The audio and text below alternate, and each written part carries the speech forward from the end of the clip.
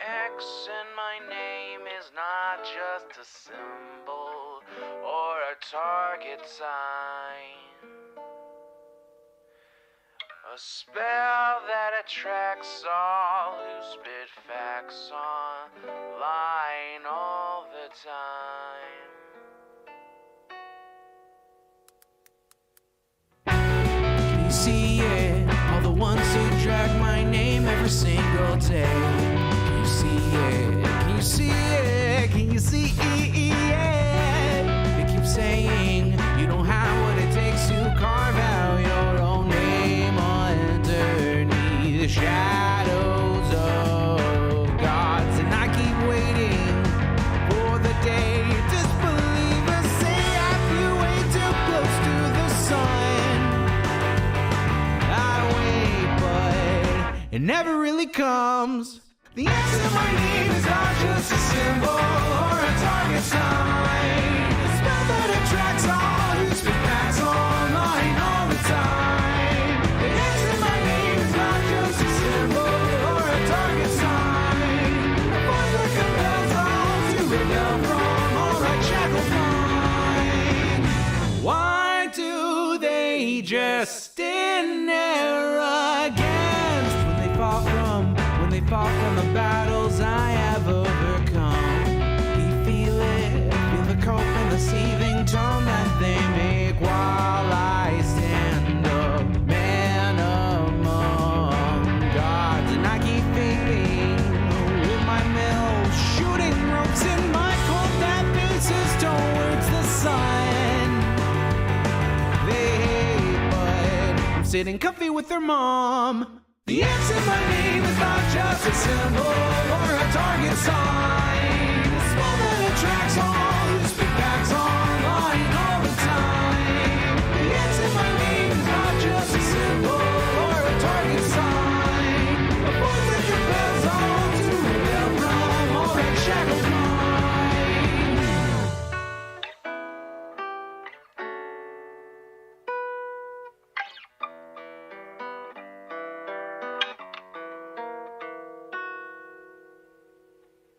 The X in my name is not just a symbol or a target sign. A spell that attracts all who speak facts online all the time. The X in my name is not just a symbol or a target sign. A voice that compels all to rebel from all right shackled minds. It's you and me, your mom, it's me. I'll take another hit from my fame. You'll see now. Watch me not now. Punch your face now. Let me show you how.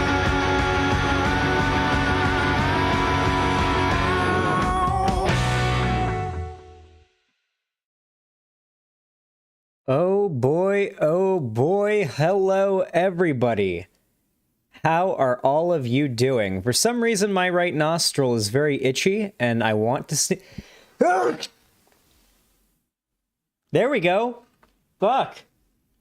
I guess it wanted to wait until I was on camera, huh? Fuck. Well. Hello everybody.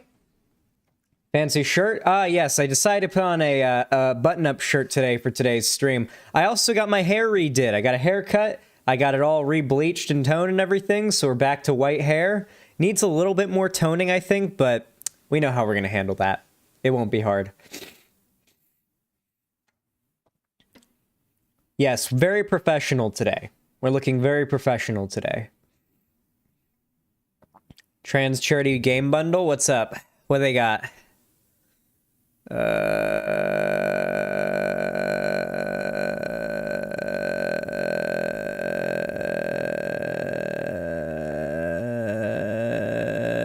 Why do the games always suck? Like, not that like they're bad games for what they are. It's just that these aren't the type of games I would ever really enjoy. You know what I mean?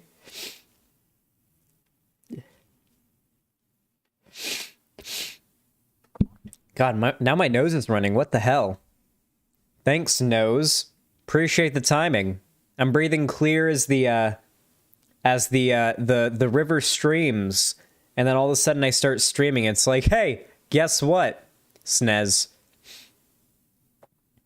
I can recommend some good transmedia on stream if you want. Transmedia? It's just like a charity thing that you buy like a bundle of games, the money goes to charity, but the games aren't very good. They're all tabletop RPGs and D&D and stuff. Still good to buy. Still good to plug. Yes, true. Still good to plug. If that's what you're into, it is good to plug because you do get all of it. And it does look like if that's what you're into, it would be quite the thing. One second, chat.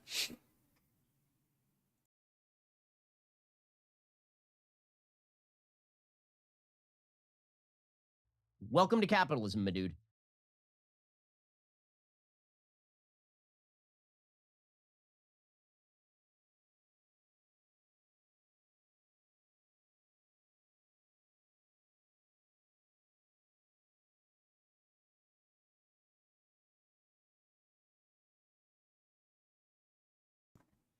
No, I don't think it's allergies or anything. I just think I got hit with a runny nose out of nowhere. Holy hell, though. Z the Freeman, thank you so much for the extraordinarily kind tier 4 sub. God damn. Let me check how much that is.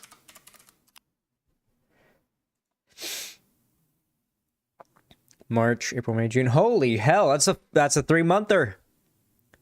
That is a 3-monther right there. Holy hell.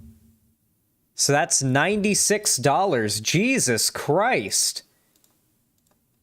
Way to start the stream. Good lord, thank you very, very much. Really appreciate that. God damn. You know what? Obviously, that counts towards the dono goal, but that one donation right there already got us almost 1/3 of the way to the Shadow Onesie stream. Okay? Just saying, if you guys want to push it. We're already nearly 1/3 of the way there with just one dono. So, just saying, if you guys want to hit the goal, today's a good day to start it. Also, though, if you can't afford to support the stream financially, feel free to consider hitting the like button over on YouTube. It helps the stream a lot more than you guys realize, and it helps me a lot as well. And frankly, since we're going to be doing news coverage of the Ukraine thing, it hurts Russia. Televising Russia's war crimes hurts their reputation. Oh my god. What the hell? What is happening today? Oh my lord. Z the Freeman, thank you so much for the tier 4 subs. This payday for both me and Zan. Enjoy the wagey cagey bucks. Thank you so goddamn much. That is extraordinarily kind. And the librarian, thank you for the tier 4 sub. Is that a, how much is that?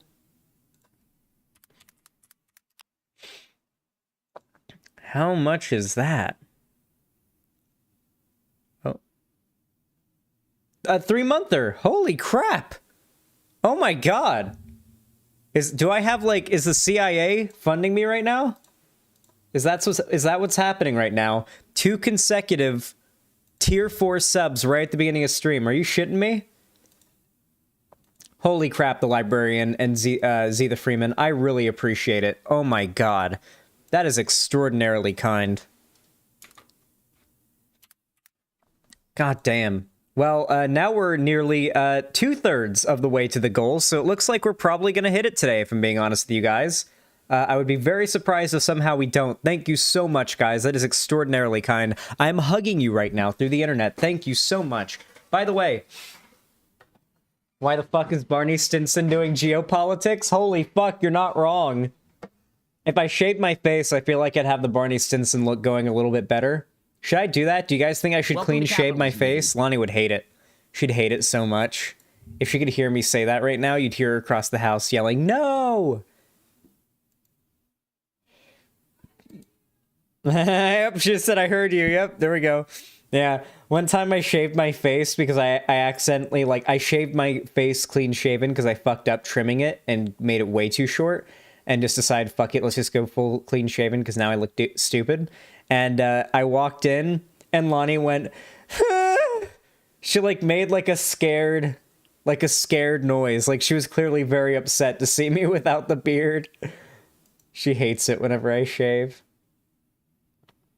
But she also hates the feeling of my facial hair on her. You know, like if I'm giving her kisses on her neck or something, she hates it because of my facial hair. But also she doesn't like it when I shave. So it's ridiculous. Korriban, thank you for the tier 3 sub. Oh my god. You are absolutely based. Another 3. Oh my god. Oh my god, how much is a 3? That's $48. God damn, guys. That puts us at 240 right there. Thank you so much, Korriban. Says doing what I can when I can. Thank you so much. I really appreciate that. Holy hell.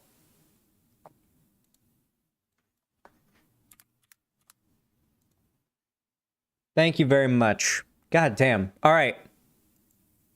I'm hugging all of you very generous contributors through the internet right now. I'm giving you e-hugs right now, and I hope you're enjoying them because they are, you know, they're quite warm. I'm embracing you.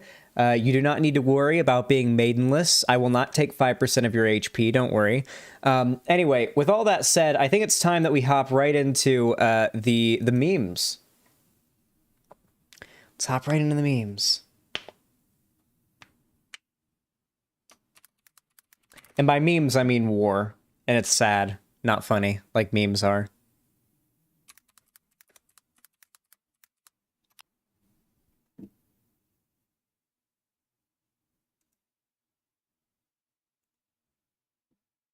No damsels. No maidens. Oh my god. That was an autism stream. I don't have enough autism for that one. Okay. Which one has sound? Almost certain it's the Kiev CNN feed, which is very good. Hell yeah. Okay, we already got ourselves a good feed. Isn't that nice? I like when right away we just start and immediately we got ourselves a good feed. All right, we're here. Oh my god, chat, hold on. Can I tell you guys something that that we worked on after my last stream? That we went ahead and got the first recording done of? So, for a while now, I've been promising you guys some perks over on the Patreon. Link in the description, of course. I've been promising you guys Patreon-exclusive videos. Oh my god. Asterisk Sasha Star Asterisk has donated $60. Sasha Star, thank you so much for the very, very kind $60 donation. Get in the onesie. I'm about to get in the onesie. Okay, can I ask one thing? I dressed pretty snazzy for this stream. Is it okay if I stay snazzy for this stream until the end of the hour for the next 50 minutes, then put on the onesie for the rest of it? Because we did hit the goal very quickly, but I kind of really like the amount of work I put into my appearance today. So I kind of want to, like, maintain it for just a little bit before I put the onesie on. Can we do a poll on that? Let's do a poll really quickly. I want to see what you guys think. Because just until the hour, just till the top of the hour. Just because I really, like, I think I look nice today. And I want to continue dripping for just 50 more minutes before I switch, okay? Anyway, as I said, thank you very much for that. That was a bit of a scuffed one. But as I was saying, me, Balthazar, Ethan, and a pillow. We are the squad. We got together, and I set up this whole... Well, I guess I can show it. Yeah, I can show it without it being too crazy. It's going to give away what show we're starting our watch party sort of exclusive thing on, but, boom. It's Adventure Time. We were watching Adventure Time. Why are the names scuffed? Anyway, basically where that black area is, there's actually 4 screens. That's where me, A-Pillow, Dankorp's, and Balthazar's cameras are. And then basically it's just our audio, and then we record our reaction to, you know, like a few episodes of the show, or, you know, it'll be other shows later on. And then you guys take like a legal copy and sync it up. There'll be like a timer to help sync up our reaction to your legal, doesn't have to be legal, but your copy of it, and then you play it at the same time, and that's how you get around like the copyright issue with that, where you can still do reaction content without stealing content, really. So yeah, we went ahead and recorded the first session of that. Cherry will be editing it up. Doesn't require much editing, but Cherry will be editing it up and putting it on on probably Vimeo is where we'll upload it, just to avoid any copyright issues that could potentially arise, because YouTube's a little more strict about them. And they'll just be exclusively available on the Patreon. And it's me, Apillo, Balthazar, and Ethan reacting to shows and stuff. And like we do commentary and stuff, and it's like it's good stuff. We'll probably continue to do more content on there, so I highly recommend if you want to see that content, because we're dropping that first episode of our reaction to Adventure Time. Mind you, Ethan's seen most of it a long time ago, so he's pretty blind, kind of blind going in. Apillo's seen most of it and is fairly, knowledgeable. I'm pretty knowledgeable going in, but Balthazar is completely blind going in. And their reaction to the first 3 episodes of Adventure Time is priceless, okay? Because they don't get what the show is. Like, they don't get it. Like, right now, the show's just wonky insane, and I'm so excited for when, like, things take a turn. That's all I'll say. Anyone who's seen Adventure Time knows what I mean when I say that. When the turn happens in the show, and shit gets real, and he's just like, or they're just like, oh, fuck. It's gonna be exciting. So definitely go down, click the Patreon link in the description. I'd say even before the Lich, Marsquake. But yeah, go down in the description of the stream. There's a link to the Patreon. You can pledge there for like, I think as little as like $5, maybe even less, and you'll get access to that when it goes up. I don't think I'm gonna like bar certain rewards behind different paywall layers or anything. Maybe I will later on, but for now, all I've got is just this one thing that I'm working on. So yeah. Wait, is the radiation camera fucking up? Let's hope not. Yeah, so basically, the Russian military has been mobilizing units and attacking nuclear power plants. Now, thankfully, the Ukrainian military is doing a very good job of defending those plants. Now, I need to do a bit of a segment here, okay? We have to do a bit of a segment here. It has to be a mini segment. It's going to be a mini rant segment because we need segments, okay? Right now, the Russians are mobilizing a fuck ton of troops to attack Ukrainian nuclear power plants, which are providing energy to much of the country. Now, nuclear energy has been a little bit of a hot button issue for a while now. Now, the vast majority of scientists and smart people, from my understanding, seem to agree that nuclear energy, even among other forms of energy, even like solar and wind energy and like tidal energy, even geothermal, that nuclear energy, modern technologically, advanced nuclear energy is probably the most viable way to power the world without having to worry about climate change as much. No notable radiation levels I read? Yes, that's good. And it really does seem like it's the best idea. However, there is a lot of concern about nuclear energy. Nuclear energy, radiation, nuclear bombs, these are all things that have kind of been heavily fear-mongered about in media and by society. I mean, you play one Fallout game and you're already kind of concerned, like, shit, what if the local power plant does go melt down or something like that? That was a genuine fear I had as a kid, even though it was a wholly unrealistic one, statistically speaking, and even just practically speaking. Nuclear energy, especially now, is not anywhere near as dangerous as you might think it is. In fact, I highly recommend that if you don't know a lot about it already, you do some research into it. Like, you don't need to like do deep research. Like, watch some videos. Like, I'm sure like Kurzgesagt, is that how it's pronounced? Or like one of those really good high production quality entertaining science video channels is probably Vertasium, I'm sure, has done a video on it's Kurzgesagt.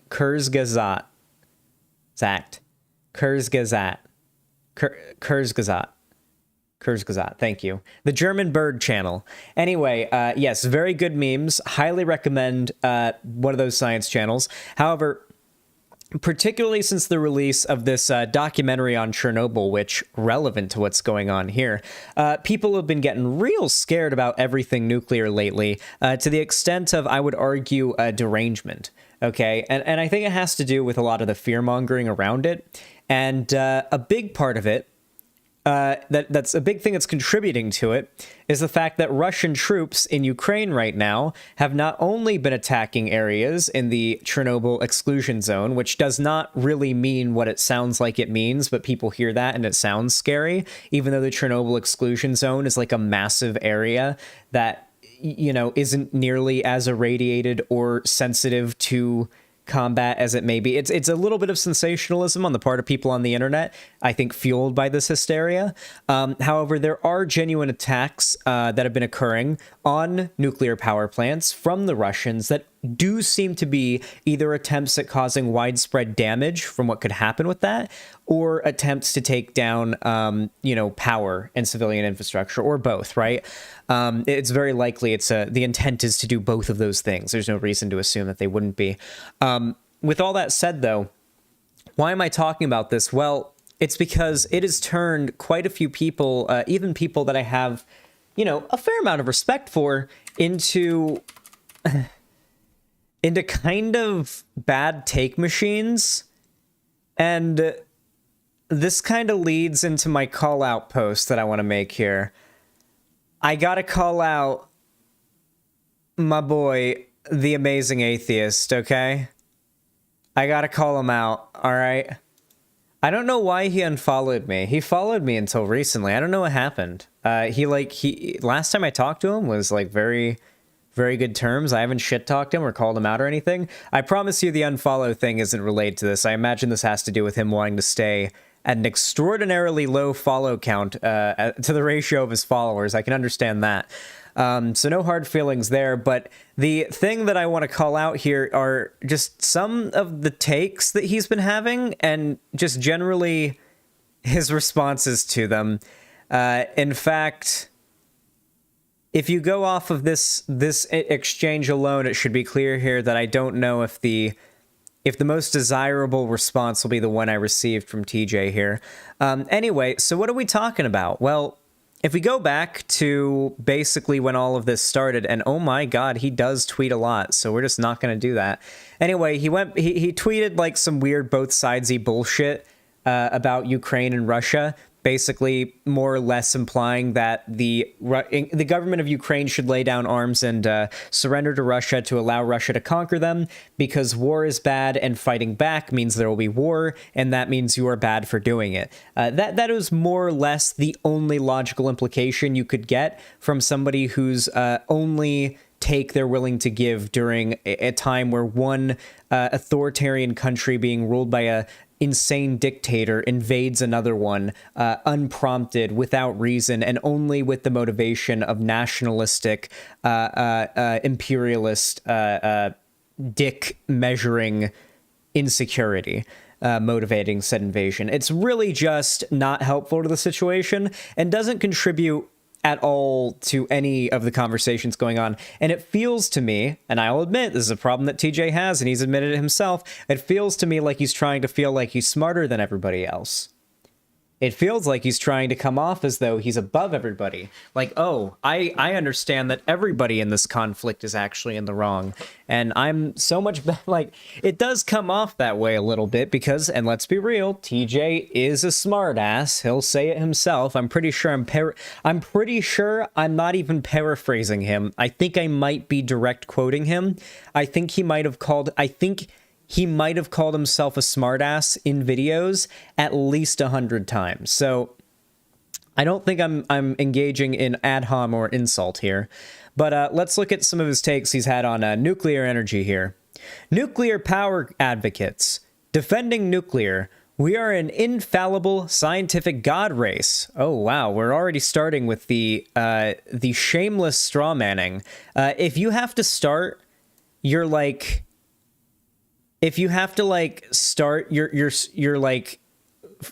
framing of your opposition's take with something so absurd that no human, I mean, maybe some do, but no, realistically, nobody who disagrees with you, at least the vast majority of people who disagree with you, don't actually believe this. Like, you have to know you're being dishonest when you start this off with such a shameless straw man, right? We are infallible scientific god race. All problems that have happened up until this point have been solved. You are a fear-mongering idiot to question such. And then critiquing solar. The engineering problems are too hard. I don't think that's the main critique of solar. I think it seems like nuclear energy is more cost effective. Like, don't get me wrong, like, solar energy is cool. And like, if I had the option to, I would have a house with a roof made of solar panels, basically, to accommodate for as much of my electrical consumption as possible, and at least somewhat, minimize my electric bill. But, on a grander scale, if we're talking about a more immediate solution to pollution, it's going to be nuclear energy. If we are going to stop climate change, nuclear energy is going to be the way that we do it. There are some pretty cool advancements and investments and whatnot we've seen when it comes to renewable energy, but it just doesn't seem like there's enough national interest in it yet to pursue that.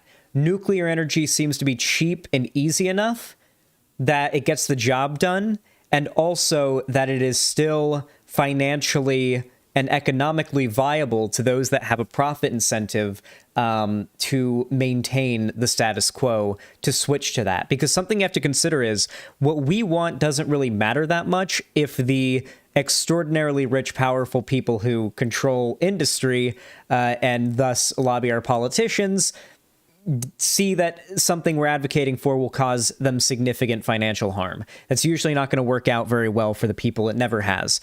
So with that said, nuclear energy just seems like it's probably the most plausible and most practical alternative to burning fossil fuels right now. And our top priority needs to be to get off of fossil fuels. Now, if you're worried about...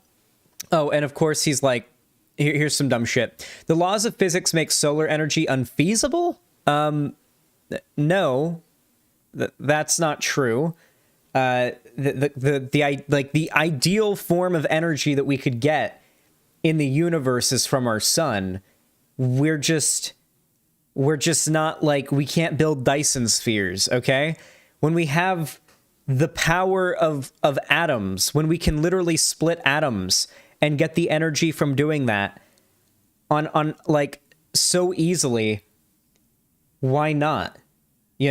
Not to mention, by the way, the only reason why nuclear energy is as dangerous as it once was because of the materials that we had to use to get energy. So there are certain materials that have I'm not even going to try to pretend like I fully understand this. I am paraphrasing heavily from science stuff that I've read and watched, okay?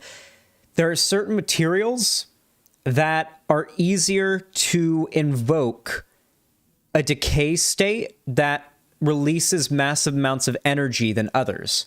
So obviously what we use in like thorium, obviously uranium, 230, I forget which isotope it is. I can never remember the number, but yeah, like there are specific isotopes in certain materials that decay at a rate, or 235, thank you, or just exist in a state in which they have properties that make them easier for us to harness energy from. It's not because these materials are like, oh, this uranium rock is filled with so much energy that if you do the wrong thing with it, it causes a meltdown. No.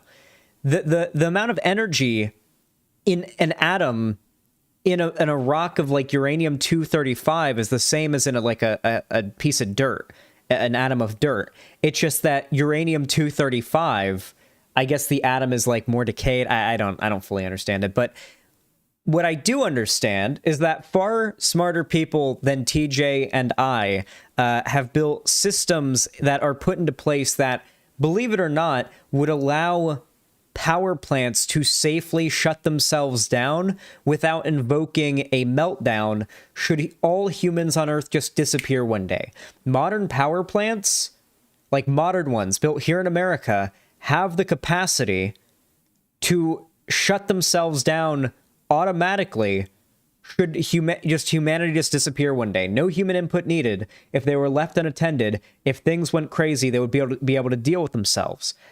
Because it requires like certain reactants to be introduced in modern nuclear reactors to create Welcome to energy, capitalism, and that dude. does require, you know, constant supply. And once that supply runs out, nothing happens, but that supply is fed to the reactant, or the reactant is fed in quite deliberately and slowly to begin with. So yeah, we don't really use uranium 238 or 235 anymore, from my understanding. I know that like thorium is a big one. I think there's something else that like has been seen as like a pretty good, you know, advancement in nuclear energy. My point is, I'm not saying there aren't concerns, especially when it comes to older power plants. And don't get me wrong, nukes and the concept of being able to split an atom and, you know, and create nuclear energy is quite worrying. I mean, hell, people who believe in the Great Filter, and I mean, you know, there's not like it's crazy to believe in that. I mean, it could be real. Believe that it's possible the discovery of nuclear energy is literally 100% of the time destined to doom every living civilization that discovers it. And that's why we haven't discovered any like alien species out in the stars. It's because there were a bunch of them. They all discovered nuclear energy and extincted themselves and destroyed their planets. A lot of people believe that. A lot of people think that's a possibility. And I don't think that's entirely a concern that's not worth having, but like, can we like, what good is fighting over the world if you destroy the world in the process? We need to figure out who gets to rule the smoldering ball of desolate burning shit. Like it's these like low IQ, like if we let war happen, there'll be no Earth left. Like, yes, obviously, if there's a nuclear war, there'll be no Earth left. But obviously, the conflict in Ukraine is not turning the Earth into a smoldering fireball. Stop finding an excuse to like not signal to like not signal support to Ukraine while they're being invaded. I don't get it. Like, I don't know if this is like sincere on his part, or if he has like some ulterior motive to not to want to signal any support for Ukraine or against Russia. I guess here's him talking about the Batman movie. I don't know. People were sending me some of his tweets and telling me they were really dumb. I will say, kick out the Russian Planeteer now. Oh, is this about like the getting like the un-Russianing America thing? Oh, great. Like, people... I don't know. Listen, dude, I'm not smart enough to, like, debate on nuclear energy or anything like that. All I know is that all the super smart people that are way smarter than me, and yes, this is an appeal to authority, but, like, let's be completely real here. The average person is not smart enough to understand how fucking atoms work, okay? Listen, the way that we produce nuclear energy involves us basically tearing apart some of the most fundamental building blocks of matter in the universe, as far as we're aware. Atoms. So it's a little bit of big brain stuff. So I'm going to trust the big brain people who went to school for this kind of shit when they say, listen, nuclear fission, listen, that's the opposite of fusion, which means coming together. Fission means separating. That's a science lesson right there. Fission is the opposite of fusion, and fusion is when things come together, pieced together. Anyway, listen, all right, TJ, hit me up if you see this, okay? Hit me up, and we can talk about the Ukraine thing. We can talk about, I guess, nuclear energy if you want to. I think we're both wholly unqualified for that, but we can try. Anyway, if you enjoyed this video, leave a like, subscribe, ring the bell icon, follow my social media, link down below, and consider donating. Helps out the channel a lot, and I really do appreciate it when you do. Have a good one. There we go. Good little call-out segment, guys. Had to call out TJ. Sorry, guys. It happens. I think Mariupol is under attack right now, and I don't think Lviv is, right? Lviv's Voka... I can't pronounce that. I'm assuming the big camera is a city that is not under attack right now, because I do not believe anything Lviv is under attack right now. So I'm going to go ahead and put my camera there. That is an odd noise.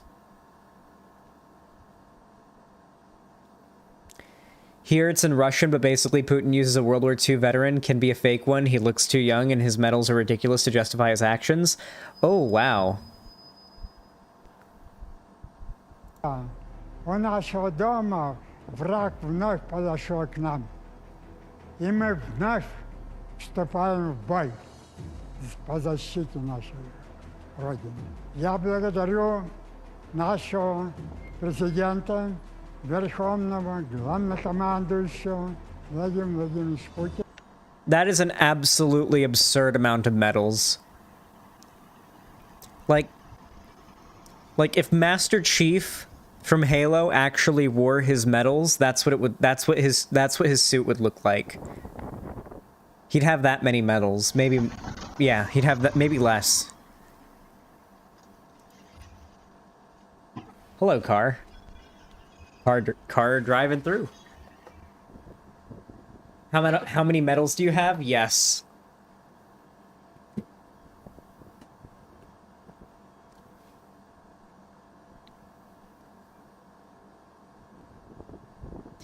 According to Marco Rubio, the Russian military is moving towards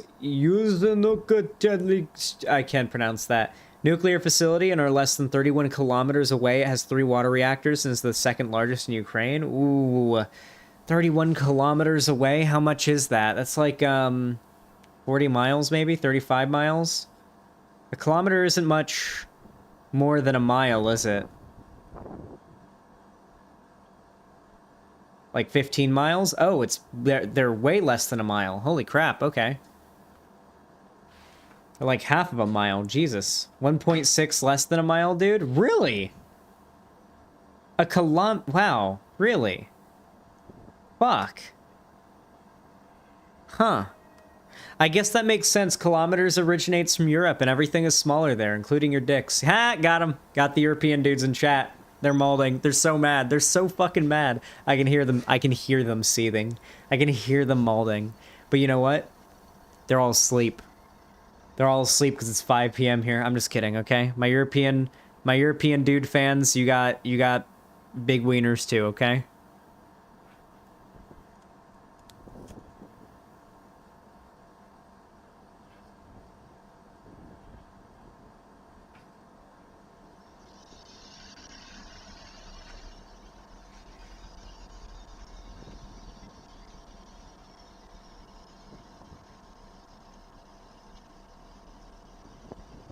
Eurocucks molding, true. All right, does anybody have any links to unfolding events happening in Russia and Ukraine?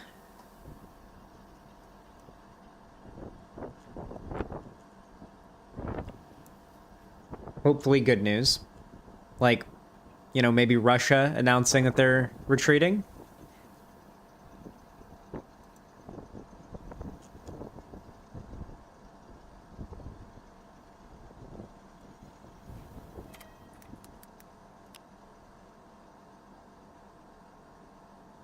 It's 2:30 a.m. I literally just woke up only to hear this, Koger. It's okay.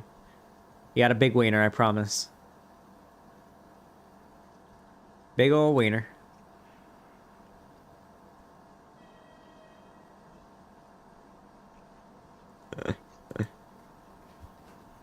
Oh yeah, before we end stream today, we're gonna have to do some normal segments. I've been doing so much of this Ukraine coverage stuff because, if I'm being honest, I kinda can't take my eyes off of what's happening.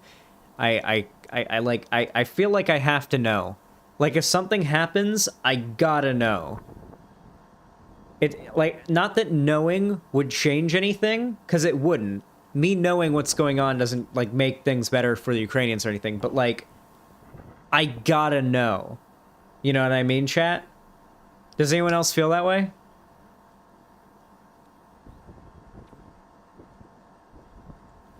But yeah, probably like in a couple hours, we'll do a couple of segments. And those will be pretty good. Yeah, I love your Jubilee video on trans men. I liked that was a fun segment to do. Didn't get a lot of views though, unfortunately. Or did it? I think it got like 8,000 or something today, which is like pretty good.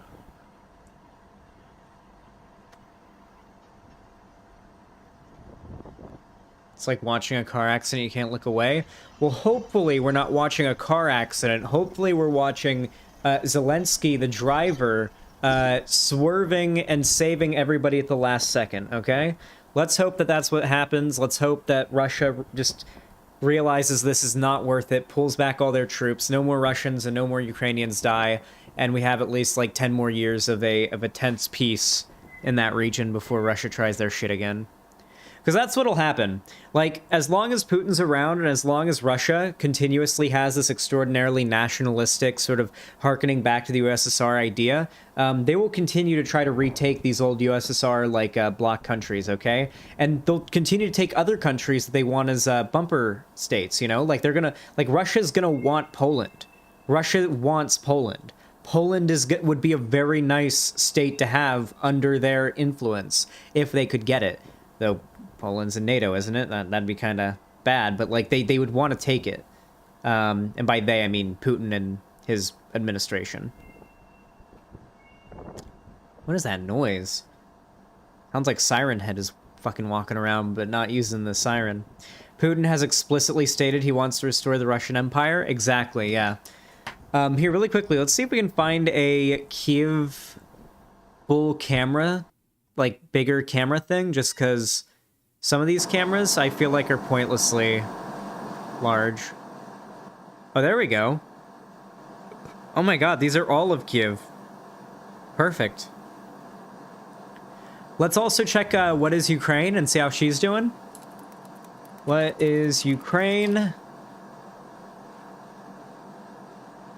Day 8 of Putin's war against Ukraine.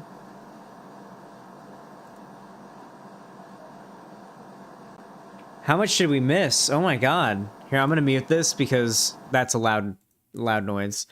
They want to break the dam and kill us all. Our bunker. Do we want to watch the bunker tour? We can watch the bunker tour, day 7 of Putin's war against Ukraine, day 8 and day 9. I feel like, he said bumper state? Yeah, you gotta play bumper states. I think we should watch the most recent one just because I'd like to be perhaps a little bit... Actually, no. I just realized these are both like less than 10 minutes. They're all like 5 minute, 3 minute. Okay, we're going to watch a little bit of the bunker tour and then we're going to watch these two here because they're so short and just get caught up on what's happened the last 2 days just because I haven't been covering it. Yes, it's better than $16 rooms. Okay, let's watch this. Like myself so much, finally. I slept. Yeah, I kept thinking, like, she looks really familiar. Like, I've seen her somewhere before, and I realized that she looks like Charlize Theron and Mad Max. She looks like Furiosa. And I made that joke, I might have made that joke on stream, but I made it off stream for sure to Lonnie, and I was like, you know you don't want to fuck with a country when their trad wives look like badass Mad Max characters. You know this is a country not to be trifled with. This night so well. That was the first night that I was sleeping. Look, I'm like... Oh, that's Pog, Daffy Duck. I look like a woman again. So today I visited, I rushed to our home, which was very nice. This video is really interesting. It's from a big YouTuber who's Russian against Putin video. We'll watch that in a minute. Let's watch this. I spent some time over there to collect all the products that I had. Do they share bunkers with random people? It seems that way. We're going to speed it up a little bit just because this video is a little longer, but I want to give like an insight into what the Ukrainian people are dealing with right now. If they're like in Kiev and or any of these cities and they're like bunkered down. Not in the fridge, obviously, but, you know, just some porridge like this. Some more of the clothes, some blankets for children. And I even took some toys for them. So I took these for Taras. I took this kitten for Katya. And this, Darina already had this one, so it's enough. And this is Darina. Hello. Hello, Aww. my friend. Ah, giddy, giddy, giddy, giddy, giddy. The baby. Ah, giddy, giddy, giddy, giddy. The baby. Giddy, giddy, giddy, giddy. Aww. That is a cute baby. So Darina is feeling well. She is much better than before. I'm still doing some inhalations to her. Here they are. Like, yes. Here. I will just show how it works. Well, the only thing is needed is electricity. So I've got this and the small mask. Did you hear that Charlize Theron needed protection from Tom Hardy on set? Like, what is that about? Excuse me? What the fuck? How? What did you just say? and she's much better. So I think that it will not be needed soon. You want to play? Oh, what a nice toy! So I think it will not be needed soon. I hope so. Well, the air here in this room is not very good, but but she will be fun, I think. Oh, little Yes. baby. Okay. So I'm doing very, very well. So this is our bunker, how you call it, our shelter. This is how it looks. So now I have pillows, I have all these clothes here, this is like a carpet, and some more of the stuff underground, our sleeping bag, 2 bottles for children. Hello, Stefan, I'm very happy to see you. It's good that you didn't come. God, Yes. sucks to have to live in a fucking And bunker. yeah, so quite a lot of things. Yeah, these are kids Can who you are imagine? playing and laughing. Yeah, children are children. And this is our room. Many people are right now. Ay, Katya. Outside today we have a quiet day in Kiev. Today the shops, the supermarkets, and the pharmacies were open. That's and people good. could buy. Well, you've probably seen my previous live over there. I show the queue of people in the supermarket. Well, so far people are not panicking and very calm and very polite. So basically, when I came to buy these products, I was talking in the queue to a woman, and I said that I'm a little worried that this queue is so long because I left Darina at home, and I said that I have like my 3 children, and I have my husband is in this defense unit, and they said. Defense The unit. woman to whom I was talking in the queue, she said that I should go first, and all the other people they basically let me go first without the queue, and I bought some very good products much in advance. So in case that if there is a problem with the shops and they do not work, we have some backup. Well, it's not too much, but I couldn't buy all the whole product shop because there were many people, so I bought just one bag of things that could be useful for us. And I'm really glad to see it. They're doing better. Let's watch the most recent video, because this one's from a couple days ago. I just wanted to get like a look at the bunker they're in. Like, it looks like it's sort of like a drop ceiling underground like basement type deal. Let's watch the most recent video from 18 hours ago. Is that her husband? hello, ladies and gentlemen. This is your guide Elena from Kiev, from Ukraine. And in this video, I'd like to share with you this very special moment because today he has come to visit us. Sergey, say hello. Hello. Hello. Hello. So he is so dirty and he smells so bad, guys. Really. Yeah, and he looks very tired and he has very red eyes. And okay, but he's beautiful. Yeah, my hero. I think it is her So husband. basically, ladies and gentlemen, I will not spend much time with you right now. I just wanted to share you this moment because he came just like for 15 minutes of time just to see us. Well, honestly, he wanted us to hop on the car and drive away because the situation was really serious, and this is like really the very last chance for us to escape, to move away. And I appreciate. I think that's her husband. That's her husband. They finally reunited. Wait. They're together right now. Wait, that's awesome. I hope they get out. Like, I know that like they want to stay and fight, but like apparently they have one last chance to get out is what they're saying. I hope they get out. I hope they do, because like I don't know if staying's a good idea. Like I don't know, like are they safer bunk like hunkering down in the city, or are they do you think safer hitting the road and trying to get out of Kiev? Maybe even out of Ukraine? Like, you'd think crossing over, like, the border to Poland or something would probably be safest, right? Hunkering down is safer? You think so? I mean, I guess it'd have to depend where you go, right? Like, there's probably countless back roads through Ukraine that are safely unblocked and safe to traverse to get out to safe places, right? But like, if you get in your family into a car, you're taking the risk of. But what if we do make that wrong turn and we come around a corner and there's just 15, Russian tanks there and we're just blown away before I have the time to turn around? Like it's a scary thought. Like, but then hunkering down means like that's a situation I just have a panic attack in. Like, legitimately, that would be my only recourse. There is just, all right, time to have a panic attack. Both options mean imminent suffering and high risk and high stress.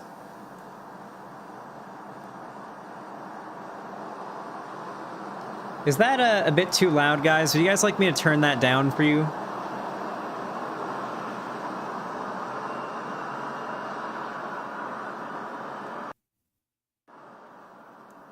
Yeah, loud? Okay, there we go. That should be quiet enough. If there's anything crazy, we'll hear it now. If you're already by the border, you're basically fine. I mean, most people who are by the border already got out, I think. Maybe wrong about that, but it seems likely. That's what I would have done.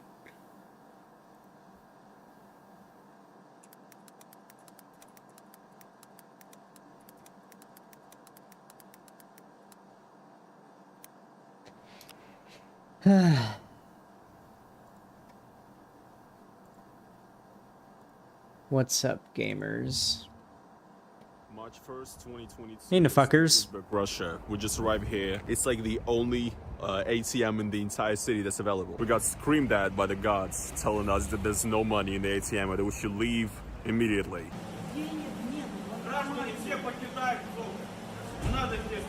Yeah, bro, this is what it is. You know, bringing back the Soviet Union. Hey, everybody, it is your boy Roman, and I guess, guys, now, with everything that's going on in the world... The fuckers is cool. I like him. He debated a Nazi YouTuber once. It was pretty cool. You can officially call me hairy and bankrupt. It's official now, guys. The Russian economy is done, and so am I. You know, I'm going down with it. Yes, in this video I'm going to be talking about the overall sanctions on Russia right now, the state of the Russian economy, how people are reacting to this, what's going on. And I've actually received a lot of comments and DMs on Instagram of people saying that, like, basically people saying that I only care about money and my own well-being. Like, I don't care about people in Ukraine. I feel like, fuck Putin, fuck infrared. True. Nefuckers is a cool dude. I feel like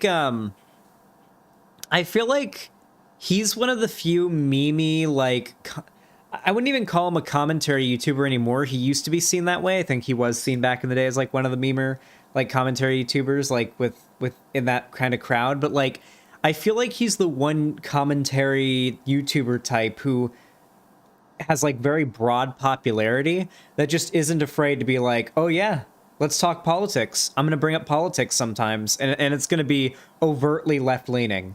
That surprisingly rare. It's almost always, like, right-wing politics, because, like, when you'll notice, by the way, when a popular YouTuber demonstrates conservative views, their fans, almost all their fans, left or right-wing, will defend them, and then people who aren't their fans, who are right-wing, will defend them as well, because they see them as a political ally.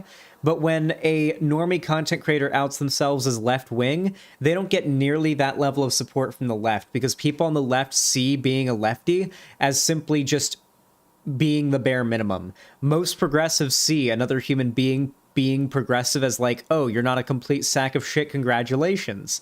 And, you know, that can have some, you know, negative kickback sometimes, I think.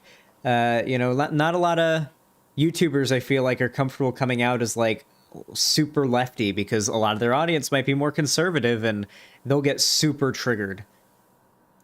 Whatever. Again, I totally understand why people might be annoyed with me, but I don't really know if there's really anything else I can do. I've made my position very clear and very vocal, and this channel has always been about my daily life in Russia and just lives of regular Russians and what it's like to be in Russia, so I think it's only right. He looks like Hassan if Hassan wasn't a cunt. If I make this video to talk about, like, he's got the Hassan aesthetic and the Hassan drip going, but he doesn't seem like a cunt. How Western sanctions and also Russian counter-sanctions affect me right now in Russia. Because I'm really fucking concerned and I'm completely fucked, basically. I'm fucked. Also, guys, one thing I want to say before we get into this is that in the current situation, the future of Western social media in Russia is very uncertain. I actually would not be surprised if, like, YouTube or Instagram or whatever actually get blocked. So I made a Telegram channel, Roman_no. I really hope YouTube doesn't get blocked in Russia. YouTube, Twitter, Instagram, like, once you start seeing stuff like that get blocked in Russia, it's like, God, you're really just fucking the Russian people even harder. Like, that's all you're doing. You're just fucking the Russian people. That's all you're doing. Twitter is already blocked. Jesus.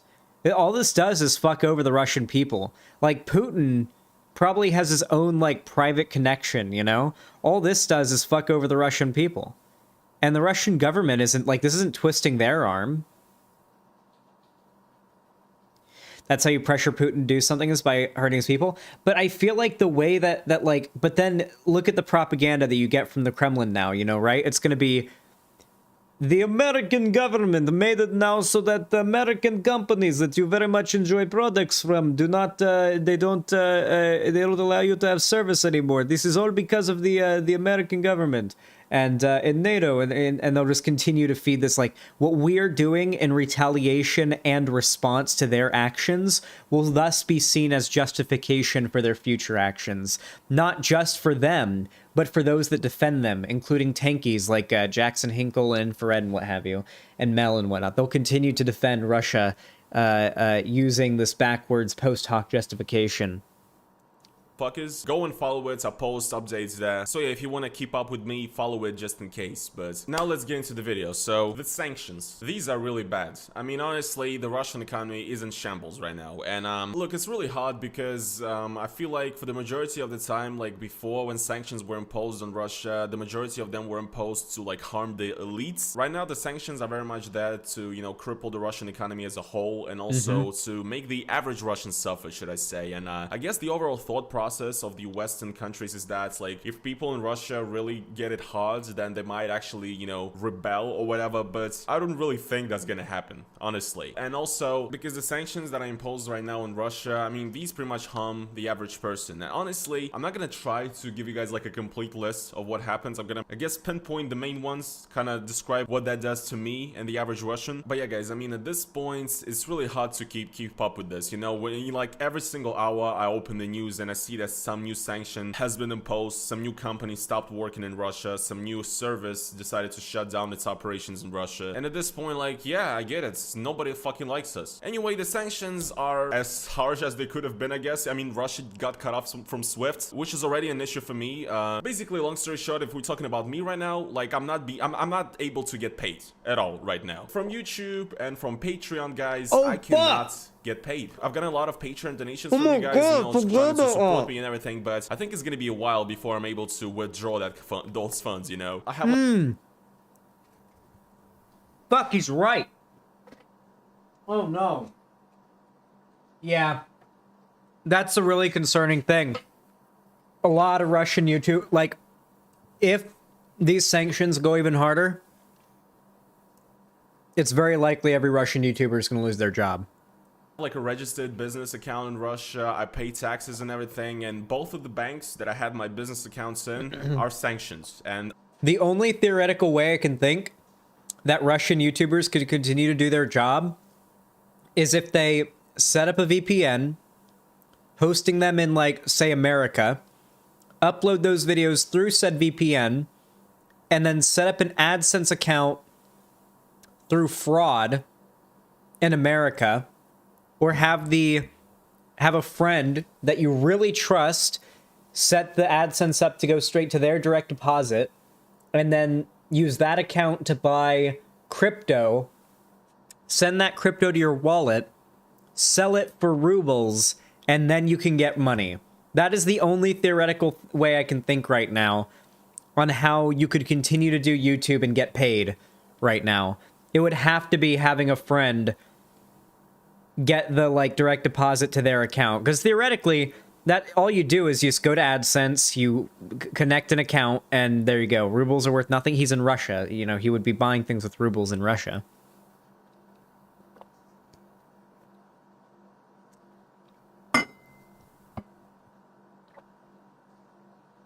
In fact, because rubles are worth so little, right now would be a really good time to sell your crypto if you're Russian and you bought in rubles, right? Because doesn't that mean that you've got, like, a shit ton of, you know, you've gotten more while it's worth less? Hopefully the economy heals, inflation goes down. It's not how it works, yeah. It's not WoW. That did happen in WoW, by the way, guys. That happened in WoW once. The economy saw this insane, like, and the reason why I suggest this is a possibility is that the ruble can't stay, like, as useless as it is right now forever. But, like, in WoW once, I think there was this thing they did where they introduced, like, maybe it was, like, it might have been, like, just some spree of, like, botters. It ended up resulting in the economy, like, inflating a lot. But then they cut down on it. And the money all went back into vendors, which don't, you know, cycle the money back into the economy, and the economy leveled back out again. but people who had like sold their WoW tokens, I guess, for like gold, during that time, they ended up like getting way, way more than their money's worth in the long run. I think that's how it worked. Are cut off from Swift. I cannot make money on either of them right now. It's either, you know, I try to make a new bank account, but also the problem is that even if I make a new bank account, like a bank account in a bank that has not been sanctioned yet, nobody can... Well, no, you would... no one buys crypto directly from rubles? That would surprise me. Guarantee that those banks wouldn't be cut off from Swift either. So yeah, right now, guys, I mean, I'm not like starving or anything. I have savings which are burning down every second because, well, it seems like having dollars in Russia right now is not even safe anymore because, you know, I thought I'm like a smart guy because I had a lot of my money in USD as opposed to rubles, and I was like, well, if the economy crashes, I'm gonna be sort of fine anyway. But right now, it doesn't really seem like having dollars in your bank account is even safe because banks are running the fuck out of foreign currency. We just arrived here at the only ATM of the greatest bank in Russia, Tinkoff. Actually a pretty good bank, to be honest, but not in the state of the economy currently. If you go online right now and look at the ATM map of that particular bank, and I got some money in it, it's like the only ATM in the entire city that's available. And it said that it had dollars, euros, and some rubles, like 300,000. Which is gonna be worth like $2 by tomorrow anyway. But yeah, this is it. There was like a huge line in the back. We got told that there's nothing. Jesus. Can you imagine you just go to the bank and they're like, there's no money? In the beginning of the video, It's literally and it's gone. I recorded, that was actually me going in the morning to the ATM, the only ATM in the entire city of St. Petersburg that was on the map, like ready for dollar withdrawal, right? So I went there and there was like a line from like, there were like 50 people in the line, and before anybody even got to withdraw the funds, people were basically just told that there is no cash available at all. So yeah, things are looking pretty grim. You know, you can't really withdraw dollars from any bank right now. Even withdrawing rubles is pretty hard as well. And I don't know, at this point it really feels like a lot of the USD that I have is gonna just fucking disappear, and and it's not like I can really send it anywhere either because Swift is fucked. So yeah, pretty much anybody right now in Russia that's like kind of like me. He just moved out of his parents' house last year too. What I hope is that Nafuckers is like one of the, he's got over like nearly 1 million subs. I hope he's one of those YouTubers that saved a lot.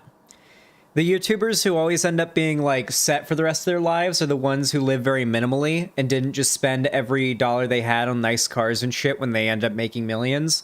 Like nice cars, mansions, and boats and shit. Like, he said he has some savings, but he can't access it. That's the question, you know? Like, how long will this go on for? How long till he can? How much can he access? How much can any Russian access right now?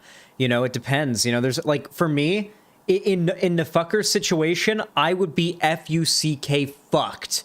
Okay? All of my money exists digitally. I've got maybe $8 in cash in my household right now, okay? If all of a sudden I was no longer able to use banks or withdraw cash or money or use my card to buy anything, it'd be over. Me, who's been making money and paying taxes and everything, who's been making money from abroad, I guess, or in foreign currencies, all of these people are fucked. So these are like IT engineers, you know, YouTubers, streamers, everybody's fucked. What can I fucking say? It's over. It's actually over. And yeah, since the ruble is pretty much crashing every single day, all of my ruble savings, you know, are turning into nothing. That's what I said. You guys can call me Harry and bankrupt now. And people already noticed this as well in like the span of 3-4 days when Russia got sanctioned and everything. Prices for tech products, like whatever, you know, phones or something, went up. Just torturing his people. It's what Putin is doing right now.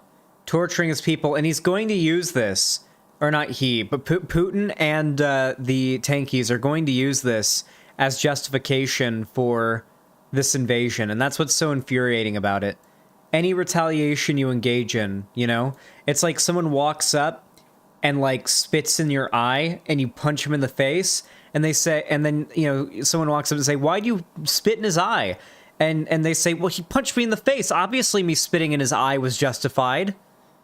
up by like 50, 60%. Same is happening right now to apartments, cars, whatever. I mean, I cannot stress this anymore. It is fucking over. Now, one of the more interesting things as well about the current situation is that Vladimir Putin actually signed like an executive order combating the sanctions of the West. Actually, this is really an order that's meant to regulate the flow of like money out of Russia and just the overall flow of foreign currency in Russia. Long story short, the most important part in this order is that, according to it, now, Russians are not allowed to deposit money into their own foreign bank accounts abroad. So, let's say you have a sum of money, like you have cash or whatever, you move to another country, and if you put that money in there, and if you're like a resident of Russia still, well, you're like breaking the law, basically. And another very interesting one that directly affects me is that, according to this like new executive order that's been signed, every single person that is making money from abroad, basically, in foreign currencies, so that's basically, again, somebody like me who's getting paid from YouTube or Patreon or Twitch streamers or IT specialists, you know, who work in foreign companies, whatever. First of all, That's these a lot people, of jobs. including me, have to, in 3 days after the signing of this order, which was on March 1st or February 28th, they must convert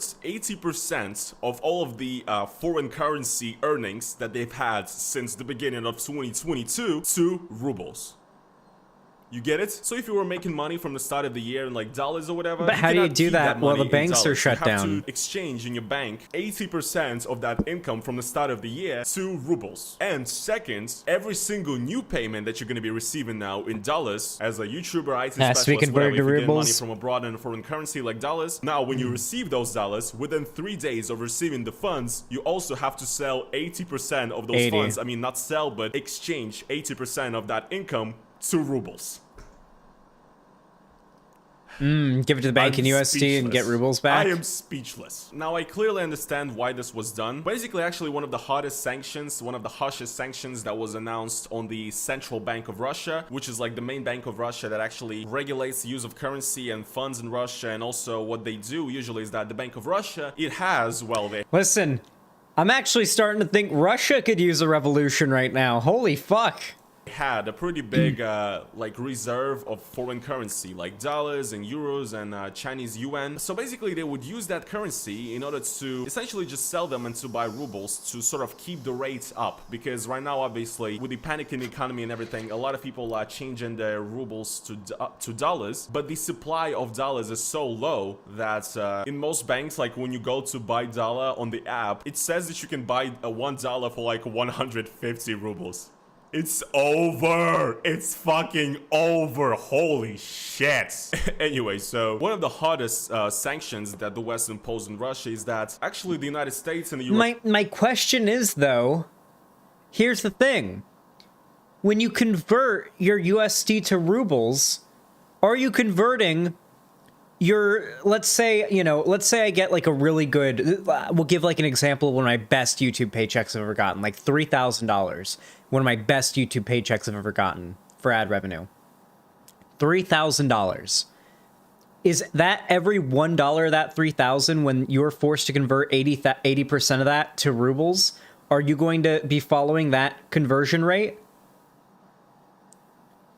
But if your gallon of milk costs 10,000 rubles, you're still fucked. I know that's not that. My point still stands though, that if that transfer rate applies and the U.S. bank is giving you a fuck ton of rubles in return for your, like, you know, your dollars, if said inflation is to ever recover, if we're ever to make it so that the Russian ruble is not worth a fraction of a dollar, not worth less than a penny, basically, does that mean now that Russians have basically duped? They've done a dupe glitch? They've done an exploit? I'm talking about purely theoretically.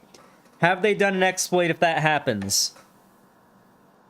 That would take decades? Listen, okay? You have to find a mountain somewhere where it's very cold, alright? And you have to lower your heart rate while curled up in a ball in the snow, and you'll hibernate, alright? You won't even age during that time, and you won't need food or water or anything, and you won't freeze to death, and you'll thaw out one day, and you'll come out in the, and you'll be rich. Isn't that literally just buying the dip? What I am describing right now is, in fact, buying the dip. Like Fry from Futurama. That did happen in an episode of Futurama. No, you would just die. I'm sure 1 or 2 people could have done that before. They'll spend, like, the rubles. They'll spend all the rubles because of the high inflation by the time the rubles recover and the inflation goes down. Well, that's what Putin's counting on. I assume he isn't hoping all the people in his country are going to hoard the rubles and wait for inflation to recover, for deflation to happen, and make everybody rich. European Union decided to seize basically all of the dollars that the Central Bank of Russia has. So essentially what this means is that the Central Bank of Russia doesn't really have the foreign currency anymore to keep the ruble rates up from basically hyperinflating. So essentially what they did with this like new law or order, they basically don't have dollars, so they're getting them from the citizens of Russia in order, I guess, to make their own dollar fund bigger and to battle the devaluation of the ruble. It's really smart, isn't it? So yeah, I mean, I did it, but it's like, yeah, what can I fucking do at this point? And you know, guys, even if I get a new bank to which I'm actually able to withdraw money from Patreon and YouTube, you know, the thoughts of having to convert all of that money that I'm getting into rubles instantly, a currency that is super, you know, fluctuating right now, you know, it doesn't sound particularly fun to me. So yeah, I mean, I understand, guys, that maybe this video might seem one-sided to you guys or whatever. You guys might say that it's like insensitive to talk about this or whatever, but this is what my life is like at the moment. It's really weird. It's almost... That fucking sucks. Given credit, by the way, that's the fuckers, okay? NFKRZ, alright? Good channel. You should sub. I'm sub to him. And I enjoy his content. He's a cool guy. He debated a Nazi and did pretty well, I think. Let's get back to these cameras, though.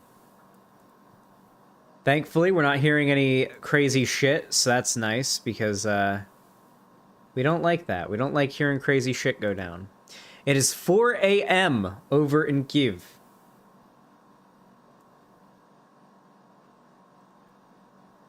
Oh boy, I feel a sneeze coming.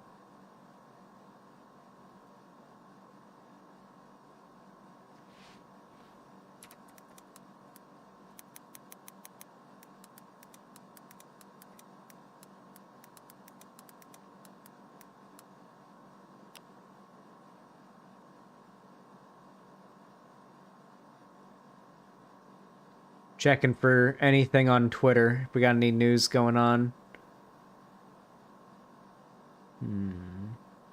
Jesus Christ. Hans of Arkir posted something a little sussy.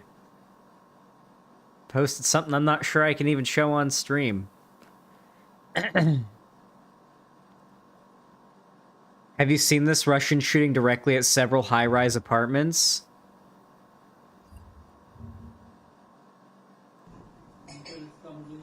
Конечно, там и тупо стреляют. Конечно, там и не было никого, они сразу оттуда ушли. What are they hitting? Oh my god. That's targeting civilians. It's gotta be, right? There can't be an excuse for that other than targeting civilians, right? Твою мать, ребята, нам пизда. Тупо стреляют. Why are you staying in the building? I'm sorry, but if I was in an apartment building and the one next door got blown up by Russians, I would think of it like at the beginning of Halo 2, when you're in Cairo Station and all the other railgun stations start blowing up and you figure out, wait, something's blowing all these things up, where next? We gotta figure this out. Like, that's what I'd be thinking. Like, we gotta get out of this building. We might be next. Ukraine is full of ludicrously brave people. Yeah, but I'd like it to be full of ludicrously alive brave people, okay? That'd be ideal.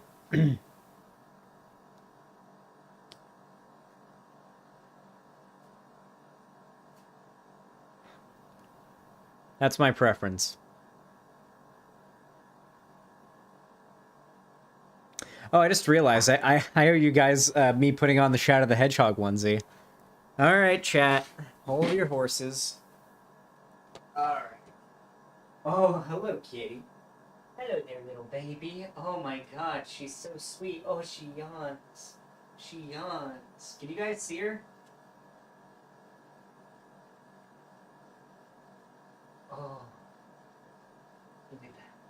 Oh, she bites. She also bites. She yawns and she also bites.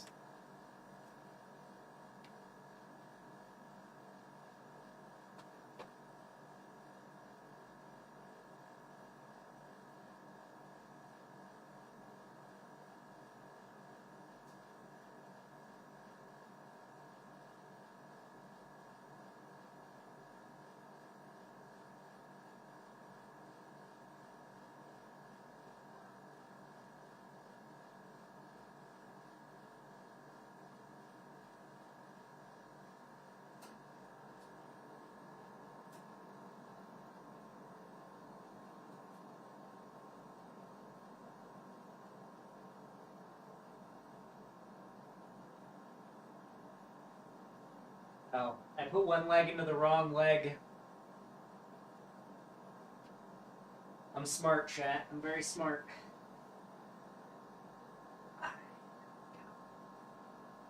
You almost got it.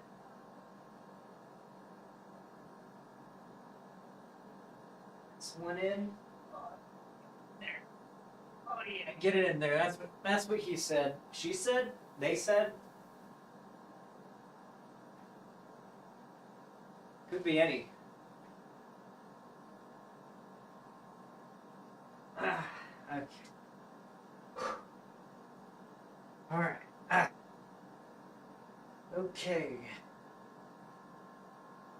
I'm buttoning up over my button up. Buttonception. This might cause the universe to tear in half. I'm not 100% sure. Let's hope it doesn't.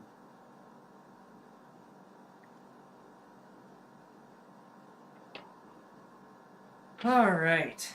Oh boy. We got a situation, don't we? Oh yeah, we do. That's a situation right there.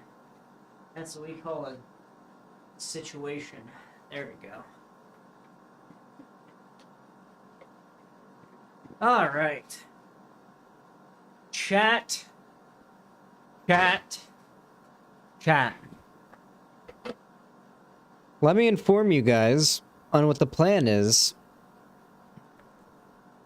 for the rest of the stream. Today, oh on head, Welcome to holy hell, Capitalism, thank you dude. for the tier 1 sub. Says hi chat, thank you. Puts us at 305. Oh yeah, I gotta update the dono goal. Thank you very much, Poe. You're based.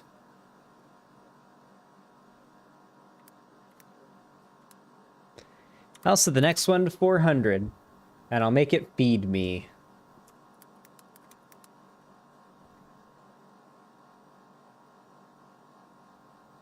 There we go. Thanks, Poe. So, we're going to continue to watch these cameras, cover any news that unfolds, anything that happens, but assuming that we're lucky and the rest of the night is quiet, we'll move on to covering some of my typical live stream content, which is like dunking on conservative, like cringy videos, dunking on right-wing propaganda. We'll do a couple of segments of that, one or two, and then I'm thinking we play, while monitoring the cameras for a little longer, I'm thinking we play some more Elden Ring. Maybe.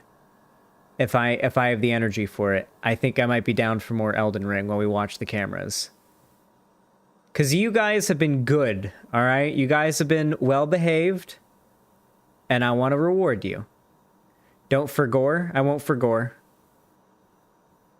I will not forgore.